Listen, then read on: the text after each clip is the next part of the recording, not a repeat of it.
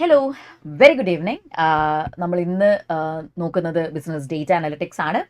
അറിയാലോ, നമുക്ക് 20% വെയിറ്റേജ് ആണ്. ബട്ട് നമ്മൾ ചില സമയത്ത് നമ്മൾ ക്വസ്റ്റ്യൻ പേപ്പേഴ്സ് ഒക്കെ നോക്കുമ്പോൾ ഇത്തിരി അപ്പ് ആൻഡ് ഡൗൺ നമ്മൾ ആവാറുണ്ട്. വളരെ ഈസി ആയിട്ടുള്ളൊരു പേപ്പറാണ്, വലിയ ബുദ്ധിമുട്ടൊന്നും തന്നെ ഇല്ല. പക്ഷേ ആ ഒരു കോൺസെപ്റ്റ്സ് മനസ്സിലാക്കി വെക്കുക എന്നുള്ളതാണ് ഇതിനകത്തെ കീ എന്ന് പറയുന്നത്.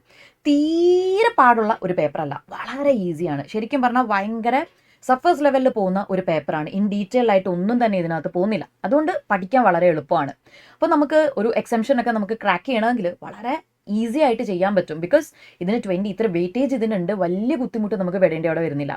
അപ്പോൾ ഇന്ന് നമ്മൾ എന്താണ് ഉദ്ദേശിച്ചിരിക്കുന്നത്, ഈ ഒരു സെഷൻ കൂടെ എന്താണ് ഉദ്ദേശിച്ചിരിക്കുന്നത് എന്ന് ചോദിച്ചു കഴിഞ്ഞാൽ, ആദ്യം നമ്മൾ പ്രീവിയസ് June 24 ക്വസ്റ്റ്യൻ പേപ്പർ നമ്മൾ ഡിസ്കസ് ചെയ്യും. അതിനുശേഷം നമ്മളൊരു മോഡൽ ക്വസ്റ്റ്യൻ പേപ്പർ ഉണ്ട്. പിന്നെ കുറച്ച് കോൺസെപ്റ്റ്സ്, അതായത് മെഷീൻ ലേണിംഗ്, അല്ലെങ്കിൽ എന്താണ് സൂപ്പർവൈസ്ഡ്, എന്താണ് റീഇൻഫോഴ്സ്മെൻറ്റ്, നമ്മൾ കുറച്ച് കാര്യങ്ങൾ. ഇനി അതല്ല എങ്കിൽ DPA ടാബ്ലൂവിനെ പറ്റി നമ്മൾ പഠിച്ചു. പിന്നെ നമ്മൾ പവർ BI അതിനെ പറ്റി നമ്മൾ ഇതിനകത്ത് പഠിച്ചിട്ടുണ്ട്. സോ ഇങ്ങനെയുള്ള കുറച്ച് ടൂൾസും കൂടി ജസ്റ്റ് ഒന്ന് ക്വിക്ക് റിവൈസ് ചെയ്തിട്ട് പോകുന്ന ഒരു ചെറിയ ഒരു സെഷനാണ് ഇന്നത്തേത്. സോ ഞാൻ എൻ്റെ പേര് പറയാൻ മറന്നുപോയി എന്ന് വിചാരിക്കുന്നു. Myself Lakshmi. So I teach business data analytics. അപ്പോൾ ആദ്യം തന്നെ ബേസിക് ആയിട്ടുള്ള പല കാര്യങ്ങളും ഞാൻ ഇതിനകത്ത് ഇൻക്ലൂഡ് ചെയ്തിട്ടില്ല കേട്ടോ. ഇന്ന് കാര്യം എന്താണ് എന്ന് ചോദിച്ചു കഴിഞ്ഞാൽ, അത് നിങ്ങൾക്ക് ജസ്റ്റ് ടെക്സ്റ്റ് ബുക്സ് അല്ലെങ്കിൽ ഒന്ന് വായിച്ചു നോക്കിയാൽ തന്നെ നിങ്ങൾക്ക് മനസ്സിലാകും, അല്ലെങ്കിൽ നിങ്ങൾ ഓൾറെഡി റിവൈസ് ചെയ്തിട്ടുണ്ടാവും എന്നുള്ള ഒരു വിശ്വാസത്തിൻ്റെ പുറത്താണ്. അപ്പോൾ ആദ്യം തന്നെ ഞാൻ ആർട്ടിഫിഷ്യൽ ഇൻ്റലിജൻസിലോട്ട് ഞാൻ പോകുന്നില്ല. So I just wanted to start with something very light. എന്താണ് ഡേറ്റ, എന്താണ് ഇൻഫർമേഷൻ, എന്താണ് നോളജ്. ഡേറ്റ എന്താണ്, അതായത് എൻ്റെ പേര് ലക്ഷ്മി, നിങ്ങൾക്ക് വേറെ ഒരു ഇൻഫർമേഷനും എന്നെ പറ്റി അതിൽ നിന്ന് കിട്ടുന്നില്ല, എൻ്റെ പേര് മാത്രമേ കിട്ടുന്നുള്ളൂ. അതൊരു ഡേറ്റ ആണ്. അതായത് വെറും റോ ആയിട്ടുള്ള facts and figures data. Information എന്ന് പറയുമ്പോൾ എൻ്റെ ക്ലാസ്സിലെ കുട്ടികളുടെ ആവറേജ് ഹൈറ്റ് എന്ന് പറയുന്നത് 152 സെൻറ്റിമീറ്റേഴ്സ് ആണ് എന്ന് ഞാൻ പറയുകയാണെങ്കിൽ നിങ്ങൾക്കൊരു ഇൻഫർമേഷൻ അവിടെ കിട്ടി. അതായത് ഡേറ്റാനെ ഗ്യാദർ ചെയ്യുന്നത് എന്തിനു വേണ്ടിയിട്ടാണ്, ഇൻഫർമേഷൻ കിട്ടാൻ. ഇനി നോളജ് എന്ന് പറയുമ്പോൾ ഈ പറയുന്ന ഇൻഫർമേഷൻ ഉപയോഗിച്ച് നമ്മളൊരു പ്രോബ്ലം സോൾവ് ചെയ്യുമ്പോൾ അതെന്തായി മാറി, അത് നോളജായി മാറി. സോ അടുത്ത് ഇപ്പോൾ ഈ ഒരു പർട്ടിക്കുലർ യൂണിറ്റിൽ നിങ്ങൾ നോക്കുകയാണെങ്കിൽ ഇതിനകത്ത് വേറെയും കുറേ ഇമ്പോർട്ടൻ്റ് ആയിട്ടുള്ള കുറേ കാര്യങ്ങളുണ്ട്. അതായത് ക്വാണ്ടിറ്റേറ്റീവ് ഡേറ്റ എന്താണ്, ക്വാളിറ്റേറ്റീവ് എന്താണ്, പിന്നെ ഡിഫറെൻറ്റ് ഇപ്പോൾ റേഷ്യോ അല്ലെങ്കിൽ നോമിനൽ, അങ്ങനെയുള്ള കുറച്ച് കാര്യങ്ങൾ നമ്മൾ ആ ഒരു മോഡൽ ക്വസ്റ്റ്യൻ പേപ്പറിനകത്ത് ഡിസ്കസ് ചെയ്യും. അപ്പോൾ പിന്നെ അതല്ലെങ്കിൽ അതിനകത്ത് നമ്മൾ പിന്നെ എത്തിക്കൽ ഡേറ്റാനെ എങ്ങനെ യൂസ്ഫുൾ ഇൻഫർമേഷനായി കൺവേർട്ട് ചെയ്യാം, അതൊക്കെ വളരെ ഇമ്പോർട്ടൻ്റ് ആയിട്ടുള്ള കാര്യമാണ്. But it's again very basic, അതുകൊണ്ട് ഞാനിവിടെ എടുത്തിട്ടില്ല. ഇനി ഭയങ്കര ഇമ്പോർട്ടൻ്റ് ആയിട്ട് ഇന്ന് ഇൻഡസ്ട്രിയിൽ വളരെ റെലവൻ്റ് ആയിട്ട് നിൽക്കുന്ന ഒരു ടോപ്പിക്കാണ് നമ്മളുടെ ആർട്ടിഫിഷ്യൽ ഇൻ്റലിജൻസ് എന്ന് പറയുന്നത്. AI it's everywhere, right? ഇപ്പം നമ്മൾ ഇപ്പോൾ ബോയ്സ് ആണെങ്കിൽ you guys are very much fond of ടെസ്ലയുടെ കാർസ് ആയിക്കോട്ടെ. ഇനി നമ്മൾ അതേപോലെ തന്നെ നമുക്ക് ChatGPT, ഇന്ന് എന്തെങ്കിലും ഒരു കാര്യം പെട്ടെന്ന് അറിയണമെങ്കിൽ വി ഗോ ദെയർ, റൈറ്റ്? നമ്മൾ ChatGPT യൂസ് ചെയ്യും. അതിൽ നമ്മൾ ഇന്ന് ഈവൻ ട്രാൻസ്ലേറ്റ് ചെയ്യണം, ഗൂഗിൾ ട്രാൻസ്ലേറ്റ് അല്ലേ? പിന്നെ നമ്മളുടെ ഈവൻ നെറ്റ്ഫ്ലിക്സിൻ്റെ ഒക്കെ അൽഗോരിതം നമ്മൾ okay you have watch this particular movie, we believe you would be interested in this എന്ന് പറഞ്ഞാൽ നമുക്ക് കുറേ സജഷൻസ് ഒക്കെ വരാറില്ലേ? ഇതൊക്കെ എന്താണ്, ഈ പറയുന്ന ആർട്ടിഫിഷ്യൽ ഇൻ്റലിജൻസ് ആണ്, അല്ലാതെ അവിടെ ഇരുന്ന് ഒരാൾ ചെയ്യുകയല്ലല്ലോ. അപ്പോൾ ഇൻ്റലിജൻസ് സിസ്റ്റത്തിനെ ഉണ്ടാക്കാം എന്നുള്ള ആ ഒരു തോട്ട് പ്രോസസ്സിൻ്റെ പിന്നെ ഇതിലാണ് നമ്മൾ ശരിക്കും പറഞ്ഞാൽ ഈ ആർട്ടിഫിഷ്യൽ ഇൻ്റലിജൻസ് ഇപ്പോൾ റീസെൻ്റ്ലി വളരെയധികം റിലവൻ്റായി നിൽക്കുന്ന ഒരു ടോപ്പിക്കാണ്. അപ്പോൾ ആർട്ടിഫിഷ്യൽ ഇൻ്റലിജൻസ് എന്ന് പറഞ്ഞാൽ എന്താണ്? ഇൻ്റലിജൻ്റ് ആയിട്ടുള്ള മെഷീൻസിനെ ഉണ്ടാക്കുക, എസ്പെഷ്യലി കമ്പ്യൂട്ടർ പ്രോഗ്രാംസിനെ ഉണ്ടാക്കുക. അതിനെയാണ് നമ്മൾ എന്തെന്ന് പറയാം, ആർട്ടിഫിഷ്യൽ ഇൻ്റലിജൻസ് എന്ന് നമ്മൾ പറയുന്നത്. ആർട്ടിഫിഷ്യൽ ഇൻ്റലിജൻസ് എന്ന് പറയുമ്പോൾ കമ്പ്യൂട്ടർ സയൻസിനെയും ഡേറ്റാ സെറ്റ്സിനെയും കൂടി ഉപയോഗിച്ച് നമ്മൾ പ്രോബ്ലം സോൾവ് ചെയ്യുക. അതായത് നമുക്ക് ഇപ്പോൾ നിങ്ങൾ പല സമയത്തും നിങ്ങൾ ഐ ബിലീവ് നമ്മൾ സൊമാറ്റോ അല്ലെങ്കിൽ സ്വിഗ്ഗി, നമ്മളൊരു കസ്റ്റമർ കെയർ റെപ്രസെൻറ്റേറ്റീവിൻ്റെ അടുത്ത് സംസാരിക്കുന്നതിന് മുന്നേ അവിടെ ഒരു ചാറ്റ് ബോട്ട് വരും അല്ലേ? വന്നിട്ട് നമ്മളുടെ അടുത്ത് കുറേ ചോദ്യങ്ങളൊക്കെ ചോദിക്കും. എന്നിട്ട് okay what is it regarding, okay അല്ലെങ്കിൽ നിങ്ങളുടെ പേരെന്താണ്, where are you contacting us from, ഇങ്ങനെ കുറേ ജനറിക് ക്വസ്റ്റ്യൻസ് കാണും. And then the reply. ഇനി പോട്ടെ, നമ്മളുടെയൊക്കെ വീട്ടിൽ നമ്മളെ സ്വന്തം അലക്സ അല്ലെ, നമ്മളെ സിരി അല്ലേ? അപ്പോൾ ഇതൊക്കെ തന്നെ ശരി, അതിനെ നാച്ചുറൽ ലാംഗ്വേജ് പ്രോസസ്സിങ് എന്നൊക്കെ പറയും കേട്ടോ, NLPs. ഇതൊക്കെ ഇതിൻ്റെ അകത്ത് വരുന്ന കാര്യങ്ങളാണ്. ഇനി അതുപോലെ തന്നെ നമ്മളുടെ IoT, ഇൻ്റർനെറ്റ് ഓഫ് തിങ്സ് ഒക്കെ നിങ്ങൾ കേട്ടിട്ടുണ്ടാകും. അതായത് ഒരു ആഡ് ഉണ്ടായിരുന്നു ഇടയ്ക്ക് വെച്ച് ഗൂഗിളിൻ്റെ, വരും റൂമിലോട്ട് കയറും, കട്ട് ആൻഡ് റേസ് ചെയ്യാൻ പറയും, ഹേ Google, and then Google does that. അപ്പോൾ അല്ലെങ്കിൽ നമ്മളുടെ സിരി ആവട്ടെ, അലക്സ ആയിക്കോട്ടെ, ഇതെല്ലാം ഇതിൻ്റെ തന്നെ പല പല പല വകഭേദങ്ങളും ഇതിനുള്ളിൽ വരുന്ന കാര്യങ്ങളാണ്. അപ്പോൾ ആദ്യം നിങ്ങൾ ഓർത്ത് വെക്കേണ്ട ഒരു കാര്യം, ആർട്ടിഫിഷ്യൽ ഇൻ്റലിജൻസ് എന്ന് പറയുന്നത് അതൊരു വളരെ ബ്രോഡായിട്ടുള്ളൊരു ടോപ്പിക്കാണ്. AI അടിയിൽ വരുന്ന സബ്സെറ്റ്സ് ആണ് ഈ പറയുന്ന മെഷീൻ ലേണിങ്ങും ഈ പറയുന്ന ഡീപ്പ് ലേണിങ്ങും. മെഷീൻ ലേണിംഗ് ML എന്ന് നമ്മൾ എവിടെ എല്ലായിടും കാണാറുണ്ട്, DL എന്ന് കാണാറുണ്ട്, ML ആൻഡ് DL. അപ്പോൾ ആർട്ടിഫിഷ്യൽ ഇൻ്റലിജൻസിന് അകത്ത് വരുന്ന സാധനമാണ് മെഷീൻ ലേണിംഗ്, അതിനുള്ളിൽ വരുന്ന സാധനമാണ് ഡീപ്പ് ലേണിംഗ്. അപ്പോൾ ഈ ഒരു ഡിഫറൻസിയേഷൻ ആദ്യം തന്നെ നിങ്ങൾ എന്ത് ചെയ്യണം, നിങ്ങൾ മനസ്സിലാക്കണം. അപ്പോൾ ഇതിനകത്തോട്ട് പോകുന്നതിന് മുന്നേ ആദ്യം എന്താണ് വീക്ക് എ ഐ, എന്താണ് സ്ട്രോങ് എ ഐ എന്നുള്ളത് നിങ്ങൾ മനസ്സിലാക്കണം. അപ്പോൾ വീക്ക് എ ഐ എന്ന് പറഞ്ഞാൽ നമ്മൾ പൊതുവേ കാണുന്നതെല്ലാം വീക്ക് എ ഐ ആണ്.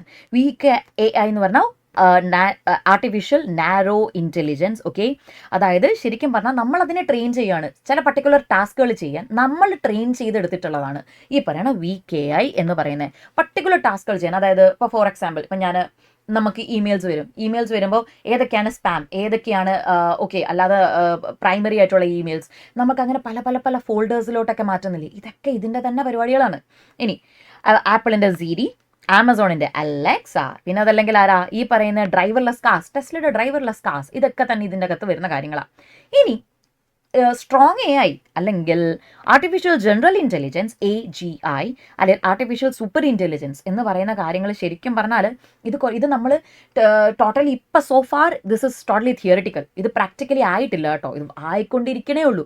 ഇതിൻ്റെ പിന്നിൽ നമ്മൾ ഭയങ്കര സ്റ്റഡീസ് നടത്തിക്കൊണ്ടിരിക്കുക, ഭയങ്കര ഇവോൾവ് ചെയ്തുകൊണ്ടിരിക്കുന്ന ഒരു സെഗ്മെൻ്റാണ് ഈ പറയുന്ന കാര്യം. അപ്പോൾ ഇതിനകത്തെന്ന് പറഞ്ഞു കഴിഞ്ഞാൽ ഹൈപ്പോത്തറ്റിക്കലാണ്, അതാണ് ഞാൻ പറഞ്ഞത്, ഇവോൾവ് ആയിക്കൊണ്ടിരിക്കണേ ഉള്ളൂ.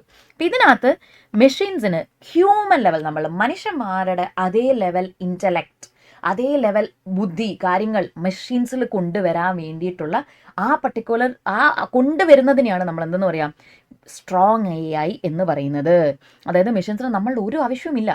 ഇപ്പോൾ ഈ പറയുന്ന വീക്ക് AI നമ്മളാണ് പഠിപ്പിച്ചു കൊടുത്തിരിക്കുന്നത്. ഇങ്ങനെ ഒരു ക്വസ്റ്റ്യൻ വന്നാൽ if A is equal to this, okay, എന്തെങ്കിലും ഒരു value, B is equal to dash എന്ന് പറഞ്ഞു കൊടുത്തിട്ടുള്ളത് നമ്മളാണ് വീക്ക് എ ഐയുടെ കാര്യത്തിൽ. Artificial intelligence super strong A ഐയുടെ കേസിൽ അതിൻ്റെ ഒരു ആവശ്യവും വരുന്നില്ല. മനുഷ്യന്മാരുടെ കൂട്ടി തന്നെ മെഷീൻസ് എന്ത് ചെയ്യും, തിങ്ക് ചെയ്യാൻ കേപ്പബിളായി മാറും. അപ്പോൾ അവർക്ക് തന്നെ പ്രോബ്ലംസ് സോൾവ് ചെയ്യാം, പുതിയ കാര്യങ്ങൾ എന്തെങ്കിലും പഠിക്കണോ അത് പഠിക്കാം, ദേ വിൽ സെൽഫ് ലേൺ, എന്നിട്ട് ഫ്യൂച്ചറിന് പ്ലാനിങ് നടത്താം, they will do it themselves. അപ്പോൾ ഇതെന്താണ് നടന്നുകൊണ്ടിരിക്കുന്നതേ ഉള്ളൂ. ഇനി തൊട്ട് മുമ്പ് പറഞ്ഞ ഒരു കാര്യം, ഡീപ്പ് ലേണിംഗ് എന്താണ്, മെഷീൻ ലേണിംഗ് എന്താണ്, ഇത് വളരെ ഇമ്പോർട്ടൻ്റ് ആണ്. ഞാൻ ഇത് ആദ്യം ഇതിപ്പോൾ നമ്മുടെ മെറ്റീരിയൽ എടുത്ത് നോക്കുകയാണെങ്കിൽ this is the last chapter. എന്തുകൊണ്ട് ഇത് ആദ്യം കവർ ചെയ്യുന്നു ചോദിച്ചു കഴിഞ്ഞാൽ, ഇത് മെറ്റീരിയൽ ലാസ്റ്റ് ചാപ്റ്റർ ആണെങ്കിലും നിങ്ങൾ സെക്കൻഡ് യൂണിറ്റ് മുതൽ പലയിടത്തും ഈ ടേം എടുത്ത് വരുന്നുണ്ട്. സോ നിങ്ങൾ ആദ്യം അത് പഠിച്ചിട്ട് മറ്റേത് പഠിക്കുന്നതായിരിക്കും ബെറ്റർ എന്ന് എനിക്ക് തോന്നുന്നു. അപ്പോൾ അതുകൊണ്ടാണ് ഞാനിത് മുമ്പേ മെൻഷൻ ചെയ്യണത്. അപ്പോൾ എന്താണെന്ന് പറഞ്ഞു കഴിഞ്ഞാൽ മക്കളെ, ഓക്കെ, ഡീപ്പ് ലേണിംഗ് എന്ന് പറയുമ്പോൾ എന്താണ്, നമ്മളുടെ തലയിലുള്ള ന്യൂറൽ നെറ്റ്വർക്ക്സ് പോലെ നമ്മുടെ തലയ്ക്കകത്ത് നമ്മൾ കണ്ടിട്ടില്ലേ, മസ്തിഷ്കം ഇങ്ങനെ വളഞ്ഞിരിക്കുന്ന ഒരു സാധനം നമ്മൾ കണ്ടിട്ടില്ലേ, അതേപോലെ തന്നെ ഡിഫറെൻറ്റ് ലെയേഴ്സ് ഉണ്ട് ഇതിന്. അപ്പോൾ ഇതിനകത്ത് ശരിക്കും പറഞ്ഞാൽ ഡീപ്പ് ലേണിംഗ് മെത്തേഡ് എന്ന് പറയുമ്പോൾ ഒരു എന്താ പറയുക, കുറേ കാര്യങ്ങളൊക്കെ അവർ തന്നെ ഓട്ടോമേറ്റ്, അതായത് മെഷീൻ തന്നെ ഇൻഫർമേഷനൊക്കെ എക്സ്ട്രാക്ട് ചെയ്ത് എടുത്ത് തീരെ, അതായത് ഹ്യൂമൻ ഇൻ്റർവെൻഷനെ, മനുഷ്യന്മാരുടെ ഇടപെടലിനെ എത്രമാത്രം കുറയ്ക്കാം, എന്നിട്ട് അതേപോലെ തന്നെ മനുഷ്യന്മാരുടെ വലിയ ഇൻ്റർവെൻഷൻ്റെ ആവശ്യകത വരുന്നില്ല. But they will also work on A bigger data set. അതായത് ഇപ്പോൾ ഇന്ന് ബിഗ് ഡേറ്റയുടെ കാലമാണ് അല്ലേ. ബിഗ് ഡേറ്റയുടെ കാലം എന്ന് പറഞ്ഞു കഴിഞ്ഞാൽ നിങ്ങൾ നോക്കിക്കേ, ഒരു മൊമെൻറ്റിൽ ഇപ്പോൾ UPI, നിങ്ങൾക്കും UPI ഉണ്ട്, എനിക്ക് UPI ഉണ്ട്, ഒരു ഡെയിലി ഇതിനെ നമ്മൾ എത്ര ട്രാൻസാക്ഷനാണ് നടത്തുന്നത്. പണ്ടൊക്കെ നമ്മളുടെ പാസ്ബുക്കും കൊണ്ട് ബാങ്കിൽ ചെന്ന് കഴിഞ്ഞാൽ അതൊന്നും നമുക്ക് ഫില്ല് ചെയ്യിപ്പിക്കണമായിരുന്നെങ്കിൽ മാക്സിമം കൂടി പോയി കഴിഞ്ഞാൽ even in 6 or 7 months we used to have just 2 or 3 pages of updation, right? But ഇന്നത്തെ അവസ്ഥ അതല്ല. നമ്മളൊന്ന് നമ്മുടെ പാസ്ബുക്ക്, എൻ്റെ ഒന്ന് പാസ്ബുക്ക് കൊണ്ട് അപ്ഡേറ്റ് പോലും ചെയ്യാൻ കൊണ്ടുപോയിട്ടില്ല. പോയി കഴിഞ്ഞാൽ നമ്മുടെയൊക്കെ പാസ്ബുക്ക് എന്തായിരിക്കും, ചിലപ്പോൾ ഒരു പാസ്ബുക്കിലൊന്നും തീരുന്ന കാര്യമായിരിക്കില്ല, ബിക്കോസ് ഓഫ് UPI എന്ന് പറഞ്ഞാൽ നമ്മൾ അത്രമാത്രം ട്രാൻസാക്ഷൻസ് ഒരു മിനിറ്റിൽ നടക്കുന്നുണ്ട് ഈ ലോകത്ത്. അപ്പോൾ അതിനെ നമ്മൾ അത്രയും ഹെവി ആയിട്ടുള്ള ഡേറ്റ തന്നെയാണ് നമ്മൾ ബിഗ് ഡേറ്റ പറയുന്നത്. ഇൻഷുറൻസ് കമ്പനിയുടെയൊക്കെ ബിഗ് ഡേറ്റയാണ്, ഇനി അതല്ലെങ്കിൽ ഈവൻ ബാങ്കുകളുടെ ഡേറ്റ ബിഗ് ഡേറ്റയാണ്. അപ്പോൾ ഈ പറയുന്ന ഡീപ്പ് ലേണിങ്ങിനെ നമ്മൾ വിളിക്കുന്നത് സ്കെയിലബിൾ മെഷീൻ ലേണിംഗ് എന്നാണ് നമ്മൾ വിളിക്കുന്നത് കേട്ടോ. അപ്പോൾ എന്താണെന്ന് പറഞ്ഞാൽ ഇവരെന്ത് ചെയ്യും, മനുഷ്യന്മാരുടെ ഇൻ്റർവെൻഷനെ എത്രയും കുറച്ച് ബിഗ് ഡേറ്റയിൽ, വാസ്റ്റ് എമൗണ്ട് ഓഫ് ഡേറ്റയിൽ ഇവർക്ക് എന്ത് ചെയ്യാൻ, എക്സ്ട്രാ ഡേറ്റ, അതിനകത്തുനിന്ന് ഇൻഫർമേഷനും കാര്യങ്ങൾ എക്സ്ട്രാക്ട് ചെയ്തെടുക്കാനും പല കാര്യങ്ങൾ ചെയ്യാനും ഉള്ള കേപ്പബിലിറ്റി ഉണ്ടാകും. ഏതിൽ, ഡീപ്പ് ലേണിങ്ങിൽ, മനുഷ്യന്മാരുടെ ഇൻറ്ററാക്ഷൻ ഇല്ലാതെ. ഇനി മെഷീൻ ലേണിംഗ് എന്ന് പറഞ്ഞാൽ, മെഷീൻ ലേണിംഗ് കുറച്ചും കൂടി വലിയൊരു ഇത് പടത്തിൽ നോക്കിക്കേ, ഡീപ്പ് ലേണിങ്ങിനെക്കാട്ടിലും കുറച്ചും കൂടി ബിഗ്ഗറായിട്ടുള്ളൊരു പിക്ചറാണ് മെഷീൻ ലേണിംഗ് എന്ന് പറയുമ്പോൾ. കുറച്ചും കൂടി എന്താ പറയുക, വാസ്റ്റാണ് മെഷീൻ ലേണിംഗ് എന്ന് പറയുന്നത്. അപ്പോൾ ഇതിനകത്ത് സിസ്റ്റത്തിനെ ഡെവലപ്പ് ചെയ്യുക, എങ്ങനത്തെ സിസ്റ്റത്തിനെ സ്വയം പഠിക്കാനും, അതായത് സ്വയം ഇമ്പ്രൂവ് ചെയ്യാനും, ചില ടാസ്കുകൾ ചെയ്ത് മിസ്റ്റേക്സ് വന്നാൽ ഓവർ ദ ടൈം ഇമ്പ്രൂവ് ചെയ്തെടുക്കാൻ പറ്റുന്ന രീതിയിലുള്ള ഇൻ്റലിജൻറ്റ് സിസ്റ്റങ്ങളെ ഡെവലപ്പ് ചെയ്യുക, അതിനെയാണ് മെഷീൻ ലേണിംഗ് എന്ന് നമ്മൾ പറയുന്നത്. ഇപ്പോൾ മെഷീൻ ലേണിംഗ് എന്ന് പറയുമ്പോൾ ട്രെയിനിങ് ഡേറ്റ എന്ന് നമ്മൾ പറയും. ട്രെയിനിങ് ഡേറ്റ എന്ന് പറഞ്ഞു കഴിഞ്ഞാൽ ഞാൻ നിങ്ങളെ ഒരു പടം കാണിക്കാം. ഇത് കണ്ടോ? അപ്പോൾ ഇതിനകത്ത് ഞാൻ ഓരോ ഡേറ്റാനെ ലേബൽ ചെയ്തിട്ടുണ്ട്. ഇതെൻ്റെ പശുവാണ്, ഇതെൻ്റെ ആനയാണ്, ഇതെൻ്റെ ക്യാമലാണ്. അപ്പോൾ ഞാൻ ഇതിന് ഇൻപുട്ട് ചെയ്ത് ഈ സിസ്റ്റത്തിനെ പഠിപ്പിക്കുന്ന ഈ ഡേറ്റാനെ ഞാൻ വിളിക്കുന്ന പേരാണ് എന്ത്? Training data. ഓക്കെ, അപ്പോൾ ഇങ്ങനെ നമ്മൾ സിസ്റ്റത്തിൽ ട്രെയിനിങ് ഡേറ്റ ഇൻപുട്ട് ചെയ്ത് കൊടുക്കും. അതിൻ്റെ ബേസിസിലാണ് ഈ സിസ്റ്റം പല കൺക്ലൂഷൻസിലോട്ടും എത്തുന്നത്. ഇനി മെഷീൻ ലേണിങ്ങിൻ്റെ അടിയിൽ കുറച്ച് ടൈപ്പ് ഓഫ് അപ്രോച്ചസ് ഉണ്ട്. അതിൽ ആദ്യത്തെ അപ്രോച്ചാണ് സൂപ്പർവൈസ്ഡ് ലേണിംഗ്. ഓക്കെ, സൂപ്പർവൈസ്ഡ് എന്ന് പറയുമ്പോൾ വളരെ ഈസിയാണ്. നിങ്ങൾ ഇതിനകത്ത് പ്രത്യേകം ശ്രദ്ധിക്കേണ്ട പലതും എന്താണെന്ന് മനസ്സിലാക്കി വെക്കുക, അതിന് ഉപയോഗിക്കുന്ന ടെക്നീക്സ് എന്താണെന്ന് മനസ്സിലാക്കി വെക്കുക. സൂപ്പർവൈസ്ഡ് എന്ന് പറയുമ്പോൾ നമ്മൾ സിസ്റ്റത്തിന് പറഞ്ഞു കൊടുക്കും. എന്ത് പറഞ്ഞു കൊടുക്കും? നമ്മൾ ഇങ്ങനെയുള്ള ഇൻപുട്ട് കൊടുക്കും. അതായത് ഇത് ഇമേജ് കണ്ടോ, നമ്മൾ ലേബൽ ചെയ്ത് കൊടുക്കും. ഇത് പശുവാണ്, ഇത് ഞാൻ ഇങ്ങനെ ഓരോന്നും ഇന്നത് എന്ന് സിസ്റ്റത്തിനെ പഠിപ്പിച്ചു കൊടുക്കും. അതിനെയാണ് സൂപ്പർവൈസ്ഡ് ലേണിംഗ് എന്ന് പറയുന്നത്. ഈ സൂപ്പർവൈസ്ഡ് ലേണിങ്ങിൽ വരുന്ന കുറച്ച് ടെക്നീക്സ് ആണ് എന്താണെന്നറിയോ? ക്ലാസിഫിക്കേഷനും റിഗ്രഷനും. കാര്യം ഞാൻ ഒരു വട്ടം ഒരു ക്വസ്റ്റ്യൻ കണ്ടപ്പോൾ അതിനകത്ത് ഒരു ഇത് തന്നിട്ട് ഇത് ഏത് ലേണിങ്ങിൻ്റെ അടിയിൽ വരുന്നതാണ് എന്നൊരു ചോദ്യം ഞാൻ എവിടെയോ കണ്ടിട്ടുണ്ട്. അപ്പോൾ അതുകൊണ്ട് ഞാൻ പറഞ്ഞത് ഒന്ന് പ്രയോറിറ്റൈസ് ചെയ്ത് പഠിക്കണം. ക്ലാസിഫിക്കേഷനും റിഗ്രഷനും. എഗെയിൻ ഈ രണ്ട് കാര്യങ്ങൾ നിങ്ങൾ ഈ മെറ്റീരിയൽ പിന്നെയും കാണുന്ന രണ്ട് കാര്യമാണ്. ക്ലാസിഫിക്കേഷൻ എന്ന് പറയുമ്പോൾ നമ്മൾ എന്ത് ചെയ്യാണ്? ഫോർ എക്സാമ്പിൾ ഞാൻ നേരത്തെ പറഞ്ഞില്ലേ, ഇമെയിൽസിനെ സ്പാം അല്ലെങ്കിൽ നോട്ട് സ്പാം അല്ലെങ്കിൽ പ്രൈമറി എന്ന് ക്ലാസിഫൈ ചെയ്യുന്നത്, അതാണ് ക്ലാസിഫിക്കേഷൻ. ഇനി റിഗ്രഷൻ എന്ന് പറയുമ്പോൾ എന്താണ്? നമ്മളിപ്പോൾ വീടിൻ്റെ സൈസിൻ്റെ ഒക്കെ ബേസിസിൽ, അല്ലെങ്കിൽ നമ്മളെ വീട് 2000 സ്ക്വയർ ഫീറ്റിൻ്റെ ഒരു വീട്, ഇത്ര നിലയുണ്ട്, ഇത്ര ബെഡ്റൂംസ് ഉണ്ട്, അതിൻ്റെ ബേസിസിൽ നമ്മൾ അതിൻ്റെ പ്രൈസിനെ പ്രൊഡിക്റ്റ് ചെയ്യത്തില്ലേ? അല്ലെങ്കിൽ ഇന്ന ലൊക്കേഷനിലാണ് ഈ വീട് ഇരിക്കുന്നത്, അതിന് നമ്മൾ റിഗ്രഷൻ അനാലിസിസ് എന്ന് പറയും. ഓക്കെ, ഇനി വേറൊരു സംഭവം കൂടി ഇതിൻ്റെ അടിയിൽ വരുന്നുണ്ട്. സൂപ്പർവൈസ്ഡ് ലേണിങ്ങിൻ്റെ അടിയിൽ സിമിലാരിറ്റി ലേണിംഗ് എന്നാണ് അതിൻ്റെ പേര് കേട്ടോ. അപ്പോൾ ഇത് സൂപ്പർവൈസ്ഡ് മെഷീൻ ലേണിങ്ങിൻ്റെ അടിയിൽ വരുന്നത്, അതായത് റിഗ്രഷനും ക്ലാസിഫിക്കേഷനും പോലെ തന്നെയാണ്. പക്ഷേ ഇതെന്താന്ന് പറഞ്ഞു കഴിഞ്ഞാൽ ഇവരെന്ത് ചെയ്യും? രണ്ട് കാര്യങ്ങൾ എത്രമാത്രം സിമിലർ ആണ് അതിൻ്റെ ബേസിസിലാണ് ഇത് എന്ത് ചെയ്യുക? ജഡ്ജ് ചെയ്യുക. സോ ഇത്രയാണ് സൂപ്പർവൈസ്ഡ് ലേണിംഗ്. ഓക്കെ, ഇനി അൺസൂപ്പർവൈസ്ഡ് ലേണിംഗ് എന്താണ് എന്ന് ചോദിക്കുകയാണെങ്കിൽ നേരെ തിരിച്ച് ഈ പറയുന്ന പരിപാടിക്ക് പകരം നമ്മൾ അതായത് ഇൻപുട്ട് ഡേറ്റ കൊടുക്കുമ്പോൾ നമ്മൾ ആന ഏതാണ് ആട് ഏതാണെന്നൊന്നും നമ്മളതിൽ മെൻഷൻ ചെയ്യില്ല. ഇൻപുട്ട് ഡേറ്റ കണ്ടോ, ജസ്റ്റ് ഇത് മാത്രമേ ഉള്ളൂ. എന്നിട്ട് സിസ്റ്റം തന്നെ എന്ത് ചെയ്യും? സിസ്റ്റം തന്നെ നമുക്ക് ഔട്ട്പുട്ട് തരും. അപ്പോൾ ഇവിടെ നോക്കിക്കേ, അൺലേബിൾഡ്, അൺക്ലാസിഫൈഡ്, അൺകാറ്റഗറൈസ്ഡ് ഡേറ്റ, അത് വെച്ചിട്ടാണ് അൺസൂപ്പർവൈസ്ഡ് ലേണിംഗ് ചെയ്യുന്നത്. ഇതിന് ഇവർ ഉപയോഗിക്കുന്ന രണ്ട് ടെക്നിക്കാണ് ഗ്രൂപ്പിങ്ങും ക്ലസ്റ്ററിങ്ങും. നേരത്തെ എന്തൊക്കെ പറഞ്ഞു? ക്ലാസിഫിക്കേഷൻ, റിഗ്രഷൻ പറഞ്ഞു. ഇവിടെ ഗ്രൂപ്പിംഗ് ആൻഡ് ക്ലസ്റ്ററിംഗ് ആണ് പറയുന്നത്. അപ്പോൾ ഇതിനകത്ത് ശരിക്കും പറഞ്ഞാൽ സിമിലാരിറ്റീസിൻ്റെ ബേസിസിൽ ഓരോ ഗ്രൂപ്പായിട്ട് ഡിവൈഡ് ചെയ്യുക, അങ്ങനെയൊക്കെയാണ് അൺസൂപ്പർവൈസ്ഡ് ലേണിങ്ങിൽ വരുന്നത്. ഇനി അടുത്തതുണ്ട് സെമി സൂപ്പർവൈസ്ഡ്. സെമി എന്ന് പറയുമ്പോൾ ഇവിടെ രണ്ടിൻ്റെ മിക്സ് ആയിരിക്കും. എന്ന് പറയുമ്പോൾ കുറച്ച് ഡേറ്റാനെ നമ്മൾ കുറച്ച് ഡേറ്റാനെ നമ്മൾ ലേബൽ ചെയ്തിട്ടുണ്ടാവും, വേറെ കുറച്ച് ഡേറ്റാനെ നമ്മൾ തീരെ ലേബൽ ചെയ്തിട്ടുണ്ടാകത്തില്ല. അപ്പോൾ ഇതേ കണ്ടോ, ഇതിനകത്ത് രണ്ടെണ്ണത്തിനെ മാത്രം ഞാൻ ലേബൽ ചെയ്തിട്ടുണ്ട്, ക്യാമൽ ആൻഡ് കൗ. ഓക്കെ, എലിഫൻറ്റിനെ ഞാൻ എന്ത് ചെയ്തിട്ടില്ല? ലേബൽ ചെയ്തിട്ടില്ല. അപ്പോൾ എന്ത് ചെയ്യും? ഇത് സിസ്റ്റം താനെ ഇവാലുവേറ്റ് ചെയ്ത് ഇതിനെ ദിസ് ഇസ് എലിഫൻറ്റ് എന്ന് പറയുന്നതിനെയാണ് നമ്മൾ സെമി സൂപ്പർവൈസ്ഡ് ലേണിംഗ് എന്ന് പറയുന്നത്. ഇനി റീഇൻഫോഴ്സ്മെൻറ്റ് ലേണിംഗ് എന്താണെന്ന് ചോദിച്ചാൽ ഈ പടം നോക്കിക്കേ, ഇതിനകത്ത് ഇത്രയേ ഉള്ളൂ. സിസ്റ്റം നല്ല തീരുമാനങ്ങൾ എടുക്കുമ്പോൾ, കറക്റ്റ് തീരുമാനങ്ങൾ എടുക്കുമ്പോൾ അവിടെ നമ്മൾ റിവാർഡ് കൊടുക്കും. തെറ്റായിട്ടുള്ള തീരുമാനങ്ങൾ എടുക്കുമ്പോൾ നമ്മൾ അവിടെ എന്ത് ചെയ്യും? പണിഷ് ചെയ്യും. പണിഷ് ചെയ്യുക എന്ന് പറഞ്ഞാൽ നമ്മൾ പോയിന്റ് ആണ് കേട്ടോ. ഇപ്പോൾ ഒരു നല്ല ട്രെയിനിങ് മോഡലാണെങ്കിൽ നമ്മൾ ചിലപ്പോൾ, ഫോർ എക്സാമ്പിൾ ഞാൻ പറയാം, നമ്മൾ ചിലപ്പോൾ നല്ല തീരുമാനങ്ങൾ എടുത്തു, ഓക്കെ ഇത് ആപ്റ്റാണ്, അപ്പോൾ നമ്മൾ എന്ത് ചെയ്യും? +++++1 അല്ലെ +2 ഇനി നമ്മൾ പോയിന്റ്സ് കൊടുക്കും. ഇനി നേരെ തിരിച്ച് നമ്മൾ പണിഷ്മെന്റ് എന്ന് പറയുമ്പം അതിനെ കുറച്ചുകൊണ്ടിരിക്കും. And over the time system തന്നെ എന്ത് ചെയ്യും? കറക്ഷൻസ് വരുത്തി സിസ്റ്റം തന്നെ പഠിക്കും. അതിനെയാണ് റീഇൻഫോഴ്സ്മെന്റ് ലേണിംഗ് എന്ന് നമ്മൾ പറയുന്നത്. ഇനി ഡൈമെൻഷനാലിറ്റി റിഡക്ഷൻ എന്ന് പറഞ്ഞാൽ ഇത്രയേ ഉള്ളൂ. ഇപ്പോൾ ഒരു 3D സൈസിലുള്ള സാധനത്തിനെ നമ്മൾ എന്താക്കി മാറ്റി? അതിനെ 2D ആക്കി മാറ്റി, ഒരു സ്മോളർ സ്പേസിലോട്ടാക്കി മാറ്റി. ഒരു വലിയ സ്പേസിൽ ഇരിക്കുമ്പോൾ അവിടെ ചില സമയത്ത് ഡിസിഷൻസ് എടുക്കുമ്പോൾ അവിടെ മിസ്റ്റേക്സ് വരാം, ഓക്കെ എന്നുള്ള ആ ഒരു അസംഷൻ്റെ ബേസിസിലാണ് നമ്മൾ അതിനെ സൈസ് കുറച്ച് ഡൈമെൻഷനാലിറ്റി നമ്മൾ കണ്ടോ, കുറച്ച് നമ്മൾ എന്തേ ചെറുതാക്കി മാറ്റി, സ്മോളർ സൈസ്. അതിനെയാണ് നമ്മൾ ഡൈമെൻഷനാലിറ്റി റിഡക്ഷൻ എന്ന് നമ്മൾ പറയുന്നത്.